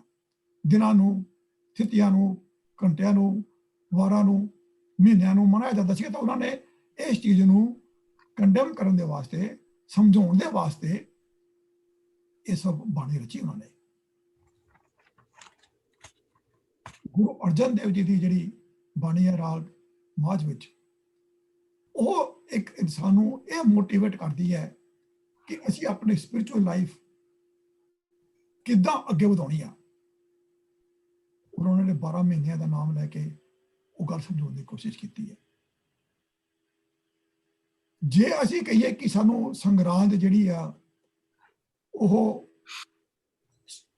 ਭਲੇ ਦਿਨ ਆਸਪੀਸ਼ੀਅਸ ਡੇ ਦੇ ਦਾ ਔਰ ਸਪੈਸ਼ਲੀ ਰੁੱਤਾਂ ਦੇ ਮੁਤਾਬਕ ਸਾਨੂੰ ਮਨਾਉਣੀ ਚਾਹੀਦੀ ਹੈ, ਤਾਂ ਬਈ ਜਦੋਂ ਇੰਡੀਆ ਦੇ ਵਿੱਚ ਔਰ ਕੈਨੇਡਾ ਦੇ ਵਿੱਚ ਠੰਡ ਦੇ ਮਹੀਨੇ ਹੁੰਦੇ ਨੇ, ਆਸਟ੍ਰੇਲੀਆ, ਨਿਊਜ਼ੀਲੈਂਡ, ਸਾਊਥ ਅਫਰੀਕਾ, ਉੱਥੇ ਗਰਮੀ ਦੇ ਦਿਨ ਹੁੰਦੇ ਨੇ, ਸਿੱਖ ਤਾਂ ਉੱਥੇ ਵੀ ਹੁੰਦੇ ਨੇ। ਉਹ ਜਿਹੜੀ ਬਾਣੀ ਹੈ ਤਾਂ ਯੂਨੀਵਰਸਲ ਹੈ ਫॉर द ਹਿਊਮੈਨਿਟੀ। ਤਾਂ ਫਿਰ ਜਦੋਂ ਗਰਮੀ ਦੇ ਮਹੀਨੇ ਨੇ ਇੰਡੀਆ ਦੇ ਵਿੱਚ ਤੇ ਉਹ 12 ਮਾਹ ਪੜ੍ਹਿਆ ਜਾਏਗਾ ਆਸਟ੍ਰੇਲੀਆ ਦੇ ਵਿੱਚ ਤੇ ਸਾਊਥ ਅਫਰੀਕਾ ਦੇ ਵਿੱਚ, ਤਾਂ ਉਹ ਤਾਂ ਫਿਰ ਮੇਲ ਨਹੀਂ ਖਾਏਗਾ। ਉੱਥੇ ਤਾਂ ਫਿਰ ਉਹ ਬਾਣੀ ਗਲਤ ਹੋ ਗਈ, ਔਰ ਬਾਣੀ ਤਾਂ ਗਲਤ ਹੋ ਹੀ ਨਹੀਂ ਸਕਦੀ। ਇਹਦਾ ਮਤਲਬ ਇਹ ਹੈ ਕਿ ਸਾਡੀ ਸੋਚ ਗਲਤ ਹੈ, ਸਾਡੀ ਸੋਚ ਗਲਤ ਹੈ। ਹੁਣ ਅਸੀਂ ਦੇਖੀਏ ਗੁਰੂ ਸਾਹਿਬਾਂ ਨੇ ਸਾਨੂੰ ਮੈਸੇਜ ਦੇਣ ਦੀ ਕੀ ਕੋਸ਼ਿਸ਼ ਕੀਤੀ ਹੈ 12 ਮਾਹ ਦੇ ਵਿੱਚ। ਜਿਹੜੇ ਗੁਰੂ ਅਰਜਨ ਜੀ ਦਾ 12 ਮਾਹ ਹੈ, ਉਹ ਸਟਾਰਟ ਹੁੰਦਾ ਆ, ਕਿਰਤ ਕਰਮ ਕੇ ਵਿਛੜੇ ਕਰ ਕਿਰਪਾ ਮੇਲੋ ਰਾਮ, ਚਾਰ ਕੁੰਠ ਦੇ ਦਿਸ ਪ੍ਰਮੇ ਥਕ ਆਏ ਪ੍ਰਭ ਕੀ ਸਾਮ। ਅਸੀਂ ਆਪਣੇ ਕਰਮਾਂ ਦੇ ਮੁਤਾਬਕ, ਆਪਣੇ ਡੀਡਸ ਦੇ ਮੁਤਾਬਕ, ਸਰਬ ਧਰਮ में श्रेष्ठ धर्म हर को नाम जप निर्मल करम। हिंदू वड्डा के मुसलमान होई, बाबा आखे हाजियां शुभ अमना बाजों दोवें होई। अपने कर्मां दे मुताबक, अपने ਡੀਡਸ ਦੇ ਮੁਤਾਬਕ ਅਸੀਂ ਉਸ ਰੱਬ ਤੋਂ ਵਿਛੜੇ ਹੋਏ ਹਾਂ, ਉਹਦੇ ਗੁਣਾਂ ਤੋਂ ਵਿਛੜੇ ਹੋਏ ਹਾਂ। ਉਹ ਗੁਣ ਸਾਡੇ ਵਿੱਚ ਆ ਨਹੀਂ ਰਹੇ। ਮੈਂ ਚਾਉ ਕੁੰਟ ਹਰ ਜਗ੍ਹਾ ਤੇ ਜਾ ਕੇ ਹਰ ਕੋਈ ਕੋਲੋਂ ਸਿੱਖਿਆ ਲੈ ਕੇ ਥੱਕ ਗਿਆ ਵਾਂ। ਆਖਰ ਹੁਣ ਮੈਂ ਰੱਬ ਤੇਰੀ ਸ਼ਰਨ ਚ ਆਇਆ ਵਾਂ ਕਿ ਮੈਨੂੰ ਤੂੰ ਆਪਣੇ ਨਾਲ ਵਿਛੋੜੀ ਨਾ। ਤੇ ਜਿਹੜੇ ਗੁਰੂ ਨਾਨਕ ਜੀ ਦੀ ਹੈ, ਉਹ ਸਟਾਰਟ ਹੁੰਦੀ ਹੈ, ਤੂੰ ਸੁਣ ਕੀਰਤ ਕਰਮਾ ਪੂਰਬ ਕਮਾਇਆ, ਸਿਰ ਸਿਰ ਸੁਖ ਸਹਿਮਾ ਦੇ ਸੋ ਤੂੰ ਭਲਾ। 1107 ਅੰਕ ਉੱਪਰ ਮੈਂ ਆਪਣੇ ਕੀਤੇ ਹੋਏ ਕਰਮਾਂ, ਜਿਹੜੇ ਪੁਰਾਣੇ ਕਰਮ ਕੀਤੇ ਨੇ, ਹੁਣੇ ਜਿਹੜਾ ਮੈਂ ਕਰਮ ਕਰਕੇ ਹਟਿਆ ਵਾ, ਗਲਤ ਕੰਮ ਕਰਕੇ ਹਟਿਆ ਵਾ ਹੁਣੇ ਮੈਂ 1 ਮਿੰਟ ਪਹਿਲਾਂ, ਤੂੰ ਰੱਬ ਮੇਰੇ ਤੋਂ ਵਿਛੜ ਗਿਆ ਵਾ, ਮੈਂ ਤੈਨੂੰ ਮਿਲ ਨਹੀਂ ਸਕਦਾ। ਇਹ ਦੱਸ ਮੈਂ ਤੈਨੂੰ ਕਿੱਦਾਂ ਮਿਲਾਂ? ਮੈਂ ਤੇਰੇ ਕੋਲ ਆਇਆ ਵਾ, ਮੈਨੂੰ ਆਪਣੇ ਸ਼ਰਨ ਵਿੱਚ ਰੱਖ। ਦੋਨਾਂ ਦੇ ਮਤਲਬ ਸੇਮ ਨੇ। ਜਿਹੜੀ ਸਮਾਪਤੀ ਹੈ ਗੁਰੂ ਅਰਜਨ ਜੀ ਦੀ 136 अंक ऊपर, महादिवस मूर्त भले जिस को नदर करे, नानक मंगे दरसदान कृपा करो हरे। महीने दिन घड़ियां ਉਹਦੇ ਵਾਸਤੇ ਹੀ ਚੰਗੀਆਂ ਨੇ ਜਿਹਦੇ ਉੱਪਰ ਰੱਬ ਦੀ ਮਿਹਰ ਦੀ ਦ੍ਰਿਸ਼ਟੀ ਹੈ, ਜਿਹਨੇ ਆਪਣੇ ਮਨ ਦੇ ਅੰਦਰ ਉਹਦੇ ਗੁਣ ਵਸਾਏ ਹੋਏ ਨੇ। ਨਾਨਕ ਮੰਗੇ ਦਰਸਦਾਨ, ਇਹ ਨਾਨਕ ਕਹਿੰਦੇ ਨੇ ਕਿ ਮੈਂ ਤੇਰੇ ਕੋਲੋਂ ਦਾਨ ਮੰਗਦਾ ਆ, ਕਿਰਪਾ ਕਰਕੇ ਆਪਣੇ ਗੁਣ ਮੇਰੇ ਮਨ 'ਚ ਵਸਾਓ। ਐਂਡ ਦੇ ਵਿੱਚ ਉਹਨਾਂ ਨੇ ਕਹਿ ਦਿੱਤਾ ਕਿ ਦਿਨ ਘੜੀਆਂ ਰਾਤ ਭੁਰੀਆਂ ਜਿਹੜੇ ਨੇ, ਇਹਨਾਂ ਦੀ ਕੋਈ ਮਹੱਤਤਾ ਨਹੀਂ ਹੈ, ਪਰ ਅਸੀਂ ਫੇਰ ਵੀ ਸੰਗਰਾਂਦ ਵਾਲੇ ਦਿਨ ਇਹ ਸ਼ਬਦ ਵੀ ਪੜ੍ਹਦੇ ਹਾਂ ਔਰ ਮਨਾਉਂਦੇ ਵੀ ਆ। ਗੁਰੂ ਨਾਨਕ ਜੀ ਦੀ 1100 ਅੰਕ ਉੱਪਰ ਸਮਾਪਤੀ ਉੱਪਰ ਬੇਦਸ ਮਹਾ ਰੁੱਤੀ ਥਿੱਤੀ ਵਾਰ ਭਲੇ ਘੜੀ ਮੂਰਤ ਪਲ ਸਾਚੇ ਆਏ ਸਹਿਜ।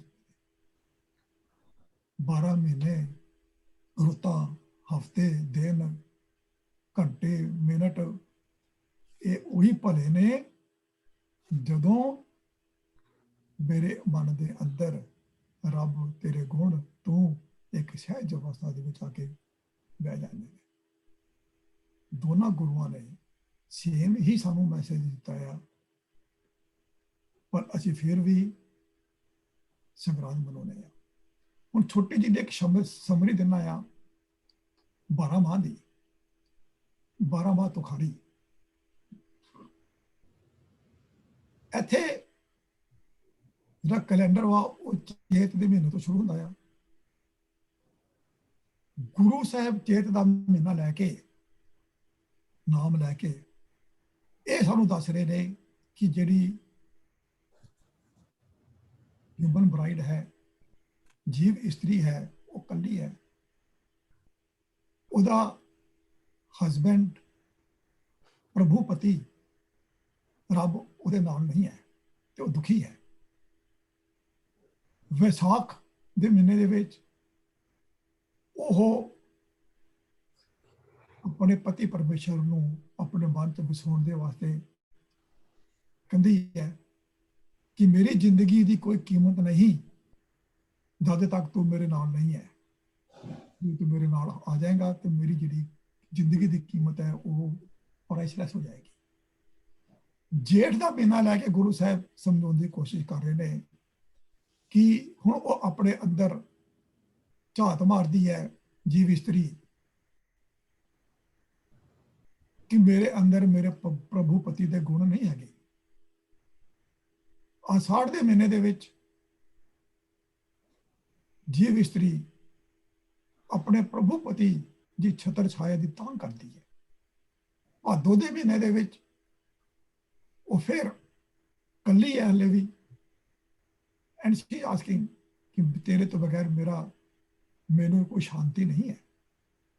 ਅੱਸੂ ਦੇ ਮਹੀਨੇ ਦੇ ਵਿੱਚ ਉਹ ਫਿਰ ਆਪਣੀ ਸੈਲਫ ਰੀਅਲਾਈਜੇਸ਼ਨ ਕਰਦੀ ਹੈ ਤੇ ਆਸ਼ਾਵਾਦੀ ਹੁੰਦੀ ਹੈ ਕਿ ਇੱਕ ਦਿਨ ਮੇਰਾ ਪ੍ਰਭੂ ਪਤੀ ਮੈਨੂੰ ਜ਼ਰੂਰ ਮਿਲੇਗਾ ਔਰ ਮੇਰੇ ਜ਼ਿੰਦਗੀ ਜਿਹੜੀ ਹੈ ਉਹ ਸੁਖ ਸ਼ਾਂਤੀ ਨਾਲ ਜ਼ਰੂਰ ਬੀਤੇਗੀ। ਕੱਤਕ ਦੇ ਮਹੀਨੇ ਦੇ ਵਿੱਚ ਉਹਦੇ ਅੰਦਰ ਆਤਮਕ ਜੀਵਨ ਦੀ ਸੂਝ ਦੇਣ ਵਾਲਾ ਚਾਨਣ ਦਾ ਜੀਵਾ ਜਗਦਾ ਹੈ। ਮੱਘਰ ਦਾ ਮਹੀਨਾ ਨਾ ਰਹਿ ਕੇ ਗੁਰੂ ਸਾਹਿਬ ਇਹ ਦੱਸਣ ਦੀ ਕੋਸ਼ਿਸ਼ ਕਰ ਰਹੇ ਨੇ ਕਿ ਪਰਮਾਤਮਾ ਦੇ ਸਿਫਤ ਸਲਾਹ ਵਿੱਚ ਟਿਕਿਆ ਰਹਿਣ ਨਾਲ ਪਰਮਾਤਮਾ ਨਾਲ ਉਹਦੀ ਪੱਕੀ ਪਿਆਰ ਦੀ ਹੁਣ ਗੱਡ ਬਣਦੀ ਹੈ। ਹੁਣ ਜਗਤ ਦੀ ਕੋਈ ਵੀ ਭੁੱਖ ਉਹਦੇ ਉੱਪਰ ਜ਼ੋਰ ਨਹੀਂ ਪਾ ਸਕਦੀ। ਉਹਦੇ ਮਹੀਨੇ ਦੇ ਵਿੱਚ ਜੀਵ ਇਸਤਰੀ ਉਹਦਾ ਮਹੀਨਾ ਲੈ ਕੇ ਗੁਰੂ ਸਾਹਿਬ ਦੱਸ ਰਹੇ ਨੇ ਕਿ ਉਹ ਜੀਵ ਇਸਤਰੀ ਆਪਣੇ ਪ੍ਰਭੂ ਪਤੀ ਦੇ ਨਾਲ ਮਿਲਣ ਦੇ ਵਾਸਤੇ ਹੋਰ ਤਾਂਘ ਕਰਦੀ ਹੈ। ਮਾਘ ਦਾ ਮਹੀਨਾ ਜਿਹੜਾ ਹਿੰਦੂ ਧਰਮ ਦੇ ਮੁਤਾਬਕ ਲੋਕੀ ਪ੍ਰਯਾਗ ਤੇ ਜਾ ਕੇ ਤੀਰਥ ਇਸ਼ਨਾਨ ਕਰਦੇ ਨੇ, ਉਹਨੂੰ ਪਵਿੱਤਰ ਮੰਨਦੇ ਨੇ ਤੇ ਗੁਰੂ ਸਾਹਿਬ ਕਹਿੰਦੇ ਨੇ ਕਿ ਜਦੋਂ ਜੀਵ ਇਸਤਰੀ ਦੇ ਮਨ ਦੇ ਵਿੱਚ ਪ੍ਰਭੂ ਪਤੀ ਦਾ ਵਾਸਾ ਹੋ ਜਾਏਗਾ ਉਹਦੇ ਵਾਸਤੇ ਇਹੀ 68 ਤੀਰਥ ਨੇ।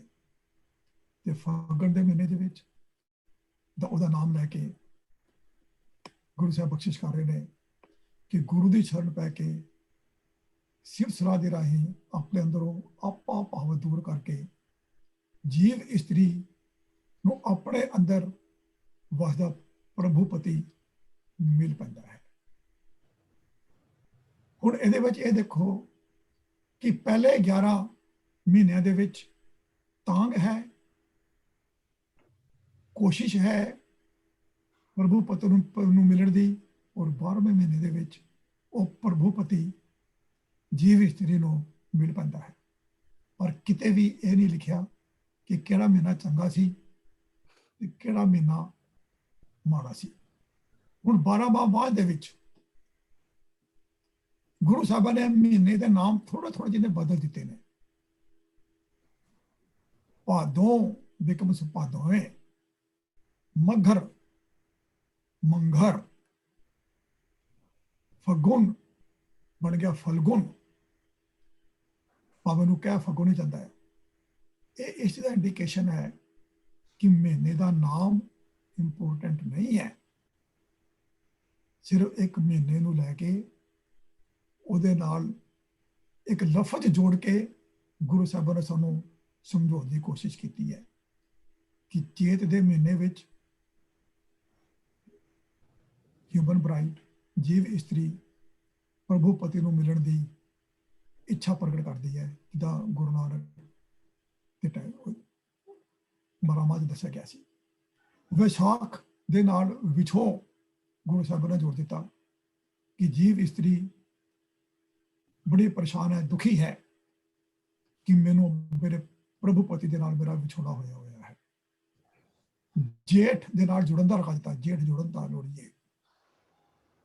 ਜੀਵ ਇਸਤਰੀ ਜੇਠ ਦਾ ਨਾਮ ਲੈ ਕੇ ਗੁਰੂ ਸਾਹਿਬ ਦੱਸ ਰਹੇ ਨੇ ਕਿ ਉਹਦੇ ਮਨ ਦੇ ਵਿੱਚ ਡੁਅਲਿਟੀ ਹੈ ਔਰ ਆਪਣੇ ਪਤੀ ਨੂੰ, ਪ੍ਰਭੂ ਪਤੀ ਨੂੰ ਨਹੀਂ ਮਿਲ ਰਹੀ, ਤਾਂ ਉਹਦਾ ਮਨ ਬੜਾ ਪਰੇਸ਼ਾਨ ਹੈ। ਆਸਾੜ ਦੇ ਨਾਲ ਆਸ ਲਗਾ ਦਿੱਤੀ ਹੈ ਕਿ ਜੀਵ ਇਸਤਰੀ ਬੜੀ ਤੜਫਦੀ ਹੈ ਕਿ ਮੈਂ ਆਪਣੇ ਪ੍ਰਭੂ ਪਤੀ ਨੂੰ ਮਿਲਾਂ। ਸਾਵਣ ਸਰਸੀ ਕਾਮਣੀ, ਸਾਵਣ ਦੇ ਨਾਲ ਸਰਚੀ ਲਗਾ ਦਿੱਤਾ ਇਹ ਸਮਝਾਉਣ ਦੇ ਵਾਸਤੇ ਕਿ ਜੀਵ ਇਸਤਰੀ ਆਪਣੇ ਪ੍ਰਭੂ ਪਤੀ ਨੂੰ ਮਿਲਣ ਦੇ ਵਾਸਤੇ ਮਨ ਦੇ ਵਿੱਚ ਉਹਦੇ ਗੁਣ ਪ੍ਰਗਟ ਕਰਨ ਦੇ ਵਾਸਤੇ ਕੋਸ਼ਿਸ਼ ਕਰਦੀ ਹੈ। ਭਾਦੋਂ ਪਰਮ, ਭਾਦੋਂ ਨਾਲ ਪਰਮ ਲਗਾ ਦਿੱਤਾ, ਭਾਦੋਂ ਪਰਮ ਪੁਰਾਣੀ ਆ। ਉਹ ਭਰਮਾਂ ਦੇ ਕਰਕੇ, ਡੁਅਲਿਟੀ ਦੇ ਕਰਕੇ ਜੀਵ ਇਸਤਰੀ ਹਲੇ ਵੀ ਦੁਖੀ ਹੈ। ਭਾਦੋਂ ਪਰਮ ਪੁਰਾਣੀਆਂ। ਉਹਦੇ ਬਾਅਦ ਗੁਰੂ ਸਾਹਿਬ ਦੱਸ ਰਹੇ ਨੇ ਆਸੜ, ਆਸੜ ਨਾਲ ਉਮਾੜਾ ਲਗਾ ਦਿੱਤਾ। ਜੀਵ ਇਸਤਰੀ ਆਪਣੇ ਪ੍ਰਭੂ ਪਤੀ ਨੂੰ ਮਿਲਣ ਦੇ ਵਾਸਤੇ she is longing for that। ਉਹਦੇ ਮਨ ਵਿੱਚ ਉਮਾ ਪੈਦਾ ਹੁੰਦਾ ਹੈ। ਕਦ ਤੱਕ ਕਰਮ ਕਮਾਉਣੇ, ਦੋਸ਼ ਨਾ ਕਾਹੂ ਦੋ। ਜੀਵ ਇਸਤਰੀ ਆਪਣੇ ਕਰਮਾਂ ਦੇ ਕਾਰਨ ਆਪਣੇ ਪ੍ਰਭੂ ਪਤੀ ਤੋਂ ਅਲੱਗ ਹੈ, ਉਸ ਨੂੰ ਇਹ ਪਤਾ ਲੱਗਦਾ ਹੈ। ਮੱਘਰ ਦਾ ਮਹੀਨਾ ਨਾਮ ਲੈ ਕੇ ਗੁਰੂ ਸਾਹਿਬ ਕਹਿ ਰਹੇ ਨੇ ਕਿ ਮੱਘਰ ਮਹਾ ਸੁਹੰਦੀਆਂ, ਮੱਘਰ ਦੇ ਨਾਲ ਮਹਾ ਲਗਾ ਦਿੱਤਾ। ਜੀਵ ਇਸਤਰੀ ਹਲੇ ਵੀ ਸਫਰ ਕਰ ਰਹੀ ਹੈ ਕਿ ਉਹਦੇ ਨਾਲ ਉਹਦਾ ਪਤੀ ਪਰਮੇਸ਼ਰ ਨਹੀਂ ਹੈ। ਭੋਗ ਤੁਖਾਰ, ਭੋਗ ਦੇ ਨਾਲ ਤੁਖਾਰ ਲਗਾ ਦਿੱਤਾ। ਉਹ ਉਹਦਾ ਮਨ ਜਿਹੜਾ ਵਾ ਉਹ ਬੜੇ ਕੈਲਸਨੈਸ ਤੁਖਾਰ ਦੇ ਵਿੱਚ ਹੈ, ਕਿਉਂਕਿ ਆਪਣੇ ਪ੍ਰਭੂ ਪਤੀ ਦੇ ਨਾਲ ਨਹੀਂ ਹੈ। ਮੱਘਰ ਮਾਗ ਮਜਨ ਸੰਗ ਸਾਧੂਆ, ਮਾਗ ਦੇ ਨਾਲ ਮਜਨ ਲਗਾ ਦਿੱਤਾ ਕਿ ਜੀਵ ਇਸਤਰੀ ਹੁਣ ਗੁਰੂ ਦੀ ਸਪਿਰਿਚੁਅਲ ਨੌਲੇਜ, ਗੁਰੂ ਦੀ ਵਿਜ਼ਡਮ, ਗੁਰੂ ਦੇ ਦਿੱਤੇ ਹੋਏ ਗਿਆਨ ਦੇ ਸਰੋਵਰ ਦੇ ਵਿੱਚ ਇਸ਼ਨਾਨ ਕਰ ਰਹੀ ਹੈ। ਜਿੱਦਾਂ ਮਾਘ ਦੇ ਮਹੀਨੇ ਲੋਕੀ ਇਸ਼ਨਾਨ ਕਰਦੇ ਨੇ ਜਾ ਕੇ, ਪਰ ਇਸ਼ਨਾਨ ਸਾਨੂੰ ਗੁਰੂ ਦੇ ਗਿਆਨ ਦੇ ਵਿੱਚ ਕਰਨਾ ਹੈ। ਫੱਗਣ, ਹੁਣ ਫੱਗਣ ਦੇ ਮਹੀਨੇ ਦੇ ਵਿੱਚ ਜੀਵ ਇਸਤਰੀ ਉਸ ਗੁਰੂ ਦੇ ਗਿਆਨ ਦੇ ਵਿੱਚ ਇਸ਼ਨਾਨ ਕਰਕੇ ਆਪਣੇ ਪ੍ਰਭੂ ਪਤੀ ਨੂੰ ਪ੍ਰਾਪਤ ਕਰ ਲੈਂਦੀ ਆ ਔਰ ਆਨੰਦ ਦੇ ਵਿੱਚ ਹੈ। ਇਹਦੇ ਵਿੱਚ ਵੀ ਕਿਤੇ ਵੀ ਗੁਰੂ ਸਾਹਿਬਾਂ ਨੇ ਕੋਈ ਮਹੀਨੇ ਨੂੰ ਚੰਗਾ ਜਾਂ ਬੰਦਾ ਨਹੀਂ ਕਿਹਾ, ਸਿਰਫ ਇੱਕ ਨਾਮ ਲੈ ਕੇ, ਜਿਹਦਾ ਵਾਰਾਂ ਦਾ ਨਾਮ ਲੈ ਕੇ, ਥਿੱਤੀਆਂ ਦਾ ਨਾਮ ਲੈ ਕੇ ਗੱਲ ਸਮਝਾਉਣ ਦੀ ਕੋਸ਼ਿਸ਼ ਕੀਤੀ ਸੀਗੀ। ਉਸੇ ਤਰੀਕੇ ਦੇ ਨਾਲ ਮਹੀਨੇ ਦਾ ਨਾਮ ਲੈ ਕੇ ਗੱਲ ਨੂੰ ਸਮਝਾਉਣ ਦੀ ਕੋਸ਼ਿਸ਼ ਕੀਤੀ ਹੈ। ਇਹਦਾ ਮਤਲਬ ਇਹ ਨਹੀਂ ਕਿ ਅਸੀਂ ਗੁਰਦੁਆਰੇ ਜਾ ਕੇ ਜਾਂ ਘਰ ਪ੍ਰਕਾਸ਼ ਕਰਕੇ ਗੁਰੂ ਗ੍ਰੰਥ ਸਾਹਿਬ ਦਾ ਸੰਗਰਾਂਦ ਵਾਲੇ ਦਿਨ ਨਾਮ ਜ਼ਰੂਰ ਸੁਣਨਾ ਆ, ਭਾਵੇਂ ਉਹ ਨਾਮ ਸੁਣ ਕੇ ਕਿ ਮੇਰਾ ਹੁਣ ਇਹ ਮਹੀਨਾ ਖੁਸ਼ੀ ਨਾਲ ਬੀਤੇ ਔਰ ਬਾਹਰ ਨਿਕਲਦੇ ਭਾਵੇਂ ਐਕਸੀਡੈਂਟ ਹੋ ਜਾਏ। ਉਹਦਾ ਕਨਕਲੂਜਨ ਕੀ ਬਣਦਾ ਹੈ? ਗੁਰੂ ਗ੍ਰੰਥ ਸਾਹਿਬ ਦੇ ਵਿੱਚ, ਜਿੱਦਾਂ ਮੈਂ ਪਹਿਲਾਂ ਵੀ ਕਹਿ ਚੁੱਕਾ ਹਾਂ, ਕੋਈ ਵੀ ਬਾਣੀ ਕਿਸੇ ਵੀ ਓਕੇਜਨ ਦੇ ਵਾਸਤੇ ਨਹੀਂ ਹੈ।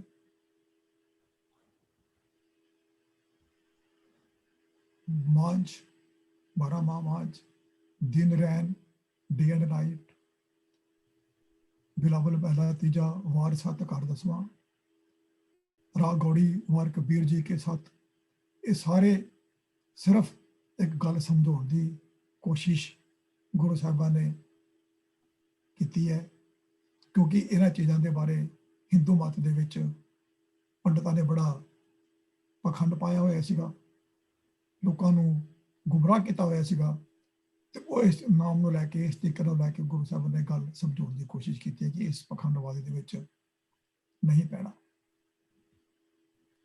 433 अंक के उपर गुरु साहिब ने राग आसा दे विच पट्टी लिखी, अखर अल्फाबैट्स उन्होंने बारे लिखा है। 435 अंक उपर फिर तीजे पातशाह ने पट्टी, 250 अंक उपर 52 अखरी, 340 अंक उपर भगत कबीर जी की राग गौड़ी दे उपर 52 अखरी। तो इसका मतलब ये होया कि असी अखरां दे उपर भी मनना शुरू करिए, अखरां दे भी एक अखर चंगा है तो दूजा अखर माड़ा है, नहीं। गुरु साहब ने सिर्फ एक गल समझाने की कोशिश की है। 444 अंक पर गुरु साहब बख्शिश कर रहे हैं, सफल मूरत सफला घड़ी जित सच्चे नाल प्यार। वही मूरत, वही टाइम, वही घड़ी सफल है जदों असी गुरु साहब दे नाल मिल के गुरु दे गुण अपने मन दे विच वसा के रब दे बारे दी गल करिए, वही साडे वास्ते चंगे ने। बाकी होर जिहड़ी चीज़ां ने वो साडे वास्ते मनना जरूरी नहीं। एने गल करके मैं माफ़ी मंगांगा, कोई गलत गल की गई होवे। वाहिगुरू जी का खालसा, वाहिगुरू जी की फतेह। ਵਾਹਿਗੁਰੂ ਜੀ ਕਾ ਖਾਲਸਾ, ਵਾਹਿਗੁਰੂ ਜੀ ਕੀ ਫਤਿਹ। ਫਤਿਹ ਸਾਹਿਬ ਤੁਹਾਡਾ ਬਹੁਤ ਬਹੁਤ ਧੰਨਵਾਦ ਹੈ ਜੀ। Don't really have words to express my appreciation. ਤੁਸੀਂ ਇੱਕ ਬੜਾ ਹੀ ਕੰਪਲੈਕਸ ਟੌਪਿਕ ਹੈ, ਕਿਉਂਕਿ ਵੀ ਲਿਵ ਇਨ ਅ multicultural, multi-faith world, so we have to appreciate and take into consideration everybody। ਪਰ ਇਹ ਹੈ ਕਿ ਸਾਰਿਆਂ ਦੇ ਵਿੱਚ ਰਹਿੰਦਿਆਂ ਹੋਇਆਂ ਸਾਡਾ ਗੁਰੂ ਸਾਨੂੰ ਕੀ ਕਹਿ ਰਿਹਾ ਹੈ, ਇਸ ਗੱਲ ਨੂੰ ਸਮਝਣਾ ਬਹੁਤ ਜ਼ਰੂਰੀ ਹੈ। ਔਰ ਤੁਸੀਂ ਬਹੁਤ ਹੀ ਇੱਕ ਅੱਛੇ ਔਰ ਖੂਬਸੂਰਤ ਢੰਗ ਦੇ ਨਾਲ ਉਸ ਨੂੰ ਰੈਪ ਅਰਾਊਂਡ ਕੀਤਾ ਹੈ, so thank you so much. ਤੇ ਬਿਫੋਰ ਆਈ ਸੇ ਸਮਥਿੰਗ, ਮੈਂ ਸੰਗਤ ਨੂੰ ਬੇਨਤੀ ਕਰਾਂਗਾ, ਕੋਈ ਵੀ ਅਗਰ ਕੋਈ professor Maninder Singh ji please go ahead. Waheguru ji ਕਾ ਖਾਲਸਾ, ਵਾਹਿਗੁਰੂ ਜੀ ਕੀ ਫਤਿਹ। ਡਾਕਟਰ ਸਾਹਿਬ, ਮੈਂ ਤੁਹਾਡੇ ਵਿਦਿਆਰਥੀ ਦੀ ਤਰ੍ਹਾਂ ਕੋਈ ਗੱਲਾਂ ਕਰ ਰਿਹਾ, ਕੋਈ ਸਵਾਲ ਮੇਰੇ ਮਨ 'ਚ ਪੈਦਾ ਹੋਏ ਕਿ ਠੀਕ ਹੈ, ਬਾਣੀ ਜਿਹੜੀ ਹੈ ਅਲਟੀਮੇਟਲੀ ਤਾਂ ਵਾਹਿਗੁਰੂ ਅਕਾਲ ਪੁਰਖ ਦੇ ਨਾਲ ਮਿਲਾਪ ਦੀ ਗੱਲ ਕਰਦੀ ਹੈ, ਔਰ ਮਨੁੱਖੀ ਜੀਵਨ ਕਈਆਂ ਪੜਾਵਾਂ ਵਿੱਚੋਂ ਲੰਘਦਾ ਹੈ। ਦੁੱਖ ਹੈ, ਸੁੱਖ ਹੈ, ਸਰਦੀ ਹੈ, ਗਰਮੀ ਹੈ, ਰੋਗ ਹੈ, ਉਹਨਾਂ ਸਾਰਿਆਂ ਵਾਸਤੇ ਗੁਰੂ ਪਾਤਸ਼ਾਹ ਨੇ ਗੁਰਬਾਣੀ ਵਿੱਚ ਸਾਨੂੰ ਵੱਖਰੇ ਵੱਖਰੇ ਉਪਦੇਸ਼ ਕੀਤੇ ਹਨ। ਤਾਂ ਕਿਸੇ ਮੌਕੇ ਉੱਤੇ, ਭਾਵੇਂ ਉਹ ਦੁੱਖ ਦਾ, ਭਾਵੇਂ ਸੁੱਖ ਦਾ, ਭਾਵੇਂ ਖੁਸ਼ੀ ਦਾ, ਉਸ ਮੌਕੇ ਦੇ ਨਾਲ ਸੰਬੰਧਿਤ ਸ਼ਬਦ ਜਿਹੜੇ ਹਨ ਉਹ ਸੰਗਤ ਦੇ ਨਾਲ ਉਸ ਵੇਲੇ ਸਾਂਝੇ ਕੀਤੇ ਜਾਂਦੇ ਹਨ। ਔਰ ਅਸਲ ਉਦੇਸ਼ ਤਾਂ ਉਹੀ ਹੈ ਵੀ ਅਸਲੀ ਅਸੀਂ ਨਾ ਇਸ ਕਿਰਿਆ ਦੁਆਰਾ ਵੀ ਪਰਮਾਤਮਾ ਨਾਲ ਮਿਲਣਾ ਹੈ। ਸਵਾਲ ਇਹ ਹੈ ਵੀ ਜਿਹੜਾ ਵੀ ਬੰਦਾ ਉਸ ਬਾਰੇ ਸਮਝਾ ਰਿਹਾ ਉਹ ਤੁਹਾਡੇ ਵਾਂਗੂ ਅਸਲੀ ਗੱਲ ਦੱਸੇ ਵੀ ਇਹਦਾ ਅਸਲ ਉਦੇਸ਼ ਹੈ ਵਾਹਿਗੁਰੂ ਨਾਲ ਮਿਲਣਾ। ਔਰ ਕੋਈ ਸਵਰਗਵਾਸ ਹੋ ਗਿਆ, ਉਸ ਮੌਕੇ ਤੇ ਕੋਈ ਰਾਗੀ ਸਿੰਘ ਪੜ੍ਹੇਗਾ ਬਈ ਲੱਖ ਖੁਸ਼ੀਆਂ ਪਾਤਸ਼ਾਹੀਆਂ, ਤਾਂ ਉਹ ਠੀਕ ਨਹੀਂ ਲੱਗੇਗਾ। ਇਸੇ ਤਰ੍ਹਾਂ ਦੇ ਵੱਖਰੇ ਵੱਖਰੇ ਸਮਾਗਮ ਹਨ ਜਿਹੜੇ ਅਸੀਂ ਸਮੇਂ ਨਾਲ ਸੰਬੰਧਿਤ ਹਨ। ਉਸ ਮੌਕੇ ਤੇ ਵੀ ਚਲੋ ਇੱਕ ਪਰੰਪਰਾ ਚੱਲੀ ਆਈ ਹੈ, ਪਰ ਉਸ ਵਿੱਚ ਵੀ ਸਿੱਖ ਨੂੰ, ਸੰਗਤ ਨੂੰ ਸਮਝਾਉਣਾ ਜ਼ਰੂਰੀ ਹੈ ਵੀ ਇਹ ਸਮਾਗਮ ਜਿਹੜਾ ਹੈ, ਇਸ ਨਾਲ ਮਨਾਉਣ ਨਾਲ ਤੁਹਾਨੂੰ ਇੱਥੇ ਕੋਈ ਸਥਾਨਕ ਤੌਰ ਤੇ ਲਾਭ ਨਹੀਂ ਹੋਣਾ। Ultimately this shows your road toward God, Waheguru ਨਾਲ ਕਿੱਦਾਂ ਮਿਲਣਾ। ਉਹ ਵੱਖਰੇ ਵੱਖਰੇ ਸਮਾਗਮ ਜਿਹੜੇ ਚੱਲ ਰਹੇ ਹਨ ਸੰਗਤ ਵਿੱਚ, ਖੁਸ਼ੀਆਂ ਦੇ, ਦੁੱਖਾਂ ਦੇ, ਉਹਨਾਂ ਸਾਰਿਆਂ ਵਿੱਚ ਜਿਹੜੇ ਸ਼ਬਦ ਪੜ੍ਹੇ ਜਾਂਦੇ ਹਨ ਉਹ ਅਸਲ ਵਿੱਚ ਪਰਮਾਤਮਾ ਦੇ ਮਿਲਾਪ ਲਈ ਹਨ। ਉਹਨਾਂ ਸ਼ਬਦਾਂ ਨੂੰ ਪੜ੍ਹਨ ਦਾ ਕੋਈ ਹਰਜ ਨਹੀਂ, ਮੇਰਾ ਤਾਂ ਖਿਆਲ ਹੈ। ਤਾਂ ਜੇ ਮੇਰੇ ਕੋਲ ਕੋਈ ਗਲਤੀ ਹੋ ਗਵੇ, ਮੈਂ ਆਪਣੇ ਸਮਝ ਮੁਤਾਬਕ ਦੱਸੀ ਗੱਲ ਤੇ ਤੁਹਾਡੇ ਕੋਲੋਂ ਗਾਈਡਲਾਈਨ ਵੀ ਲੈਣਾ ਚਾਹੁੰਦਾ। ਵਾਹਿਗੁਰੂ ਜੀ ਕਾ ਖਾਲਸਾ, ਵਾਹਿਗੁਰੂ ਜੀ ਕੀ ਫਤਿਹ। ਵਾਹਿਗੁਰੂ ਜੀ ਕੀ ਫਤਿਹ।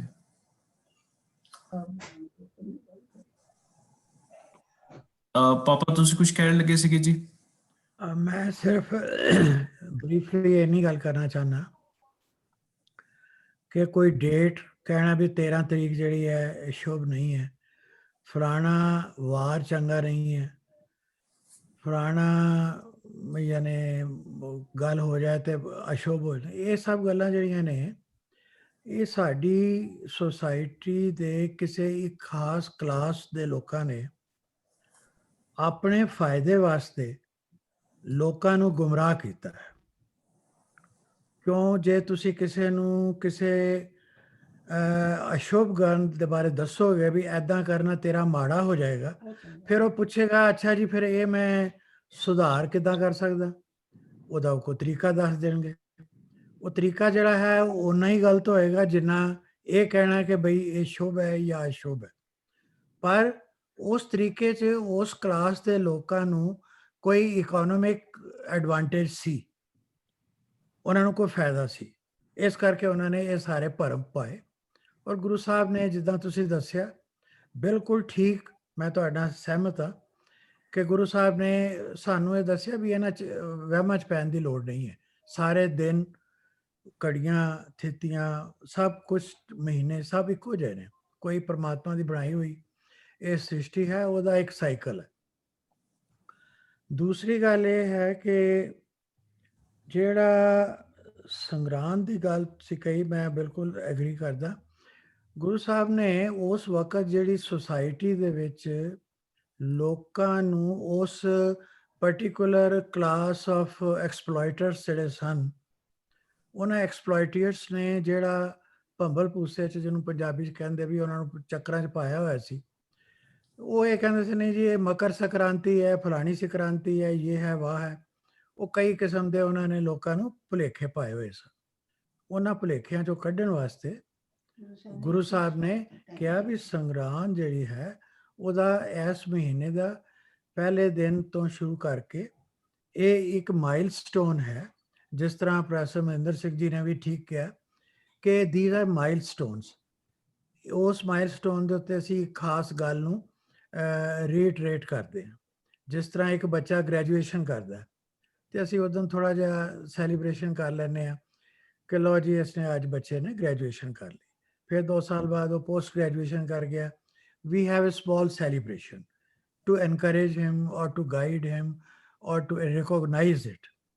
ਇਸੇ ਤਰ੍ਹਾਂ ਇਹ ਜਿਹੜਾ ਇੱਕ ਸਾਲ ਦਾ ਪੂਰਾ ਸਾਈਕਲ ਹੈ, ਉਸ ਦੇ ਵਿੱਚ ਪਰਟੀਕੂਲਰ ਮਾਈਲਸਟੋਨਸ ਨੇ ਐਵਰੀ ਮੰਥ।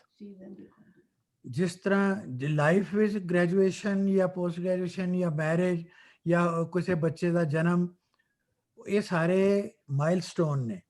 ਇਸੇ ਤਰ੍ਹਾਂ ਇੱਕ ਸਾਲ ਦੇ ਵਿੱਚ ਮਹੀਨੇ ਜਿਹੜੇ ਨੇ ਉਹ ਵੀ ਮਾਈਲਸਟੋਨ ਨੇ, ਜਿਨ੍ਹਾਂ ਨੂੰ ਅਸੀਂ ਇੱਕ ਕਿਸਮ ਦੇ ਨਾਲ ਰਿਕੋਗਨਾਈਜ਼ ਕਰ ਸਕਦੇ ਹਾਂ ਇਨ ਆਰਡਰ ਟੂ ਇਕੁਇਪ ਆਵਰਸੈਲਵਸ। ਆਪਣੇ ਆਪ ਨੂੰ ਮੈਂਟਲੀ ਇਸ ਗੱਲ ਲਈ ਤਿਆਰ ਕਰਦੇ ਹਾਂ ਉਸਦੇ ਕਿ ਗੁਰੂ ਸਾਹਿਬ ਦੇ ਕਹਿਣ ਮੁਤਾਬਕ ਇਸ ਮਹੀਨੇ 'ਚ ਸਾਨੂੰ ਗੁਰਬਾਣੀ ਦੇ ਨਾਲ ਕਿਸ ਤਰ੍ਹਾਂ ਜੁੜਨਾ ਚਾਹੀਦਾ, ਔਰ ਗੁਰਬਾਣੀ ਨਾਲ ਜੁੜ ਕੇ ਤੇ ਜਿਹੜਾ ਸਾਡਾ ਅਲਟੀਮੇਟ ਆਬਜੈਕਟਿਵ ਹੈ ਲਾਈਫ ਦਾ, ਜਿਸ ਤਰ੍ਹਾਂ ਪ੍ਰੋਫੈਸਰ ਸਾਹਿਬ ਨੇ ਕਿਹਾ ਕਿ ਗੁਰੂ ਦੇ ਨਾਲ ਜੁੜਨ ਦਾ, ਉਸ ਆਬਜੈਕਟਿਵ ਵੱਲ ਕਿੱਦਾਂ ਪ੍ਰੋਸੀਡ ਕਰ ਸਕਦੇ। That is the only purpose.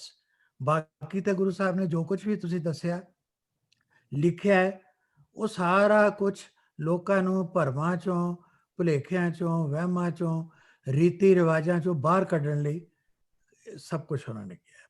ਮੇਰਾ ਤੇ ਇਹ ਖਿਆਲ ਹੈ। ਔਰ ਤੁਸੀਂ ਬਿਲਕੁਲ ਪ੍ਰੀਸਾਈਜ਼ ਟੂ ਦੀ ਪੁਆਇੰਟ ਸਾਰੀ ਗੱਲ ਗੁਰਬਾਣੀ ਤੇ ਆਧਾਰਿਤ ਕੀਤੀ ਹੈ, ਤੇ ਮੈਂ ਤੁਹਾਨੂੰ ਇਸ ਗੱਲ ਦੀ ਵਧਾਈ ਦਿੰਦਾ ਕਿ ਤੁਸੀਂ ਇੱਕ ਬੜਾ ਰੈਲੇਵੈਂਟ ਸਬਜੈਕਟ ਚੁਣਿਆ and you have presented it very well. Thank you very much. Waheguru ji ਕਾ ਖਾਲਸਾ, ਵਾਹਿਗੁਰੂ ਜੀ ਕੀ ਫਤਿਹ। ਡਾਕਟਰ ਡੀਪੀ ਸਿੰਘ ਤੇ ਡਾਕਟਰ ਕਾਬਲ ਸਿੰਘ, ਆਈ ਥਿੰਕ ਆਈ ਸੌ ਤੁਸੀਂ ਕੁਝ ਸ਼ਾਇਦ ਕਹਿਣ ਲੱਗੇ ਸੀਗੇ।